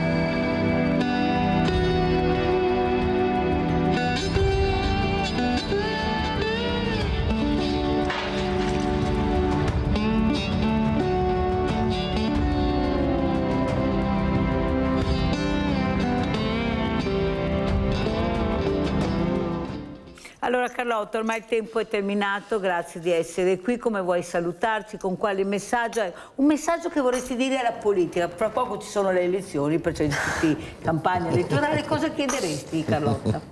Allora, non è di certo il mio settore. Però largo ai giovani, spazio alla formazione, alle esperienze, aiutiamo questi ragazzi a crescere e a trovare una prospettiva sempre più florida. Grazie, sentiamo anche Gino Cesaro, velocissimo. Gino, cosa chiederesti alla politica?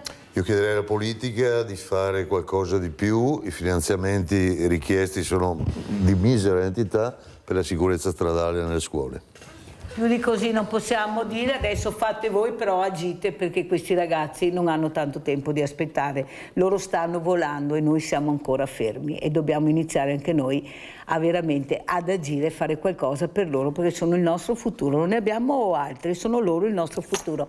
Grazie, grazie ai miei ospiti, adesso andiamo a vedere il vostro assegno a chi è andato, così qualcuno cercherà di vedere anche con occhi diversi questa voglia di aiutare le persone.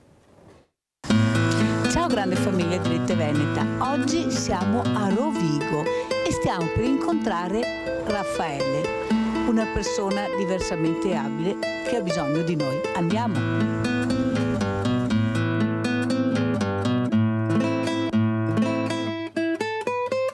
Raccontiamo un po' un'altra volta la storia di Raffaele che purtroppo non ha i soldi perché è stato un po' raggirato. Lui vive da un amico che lo ospita, però non può rimanere da questo amico, però non ha i soldi per prendere un appartamento. No. Lui ha un lavoretto, perciò in qualche maniera riesce a pagare l'affitto, però ci vogliono le mensilità che lui non ha. Cosa vuoi dire, Raffaele? Niente, io voglio ringraziare tutti quanti voi che avete dato questa opportunità a te, tramite te Mirella, mi avete dato questa opportunità, mi date questa opportunità di trovare una casa finalmente dopo tanto tempo, anche perché ho fatto 4 mesi di ospedale e venire fuori dall'ospedale senza trovarti un appartamento che ti era stato promesso dopo aver dato i soldi non è proprio bello, non è edificante. E allora la Mirella mi è venuta incontro, mi dice guarda, un angelo arriverà a aiutarti, voi siete qui, è l'angelo di Rete Veneta. Vi ringrazio. Questa agenzia mi aveva assicurato che era idoneo per me, al che invece prima di uscire dall'ospedale ho mandato qualcuno a attaccare la luce, insomma la gas e tutto quello che è. Fatto sta che avevo trovato un appartamento che non era adatto. Innanzitutto vabbè, mancava alcune cose, le lampadine, i lampadari, quello sarebbe stato il minimo, ma quello che non era d'accordo era la vasca. C'è una vasca da bagno di quello tipo vecchio. Che tu non puoi fare. Assolutamente no, e quindi non è adatto per me. Ascolta Raffaele, spiega un attimino cosa vuol dire avere dei problemi fisici e anche essere raggirati. Cioè cosa si prova? Cioè la buona fede tradita così. Cosa si prova in quel momento quando ti accorgi di essere stato raggirato? Guarda, io ero in carrozzina in quel momento lì, adesso grazie a Dio con le cure sto muovendomi un po' meglio. E trovandoti in carrozzina ti trovi alla mercé di tutto, hai bisogno di tutto, di tutti gli aiuti possibili e immaginabili, ti devi fidare di chi hai intorno. E 1, e 2, e 3 e anche questa settimana l'assegno c'è. Voilà. Grazie a tutti quanti voi di aver contribuito a questo aiuto molto molto importante, avete messo un tetto in testa a qualcuno che ne ha veramente di bisogno. Grazie di cuore, un bacione a tutti quanti, e a te Mirella e a tutti quanti voi della troupe. Grazie di nuovo.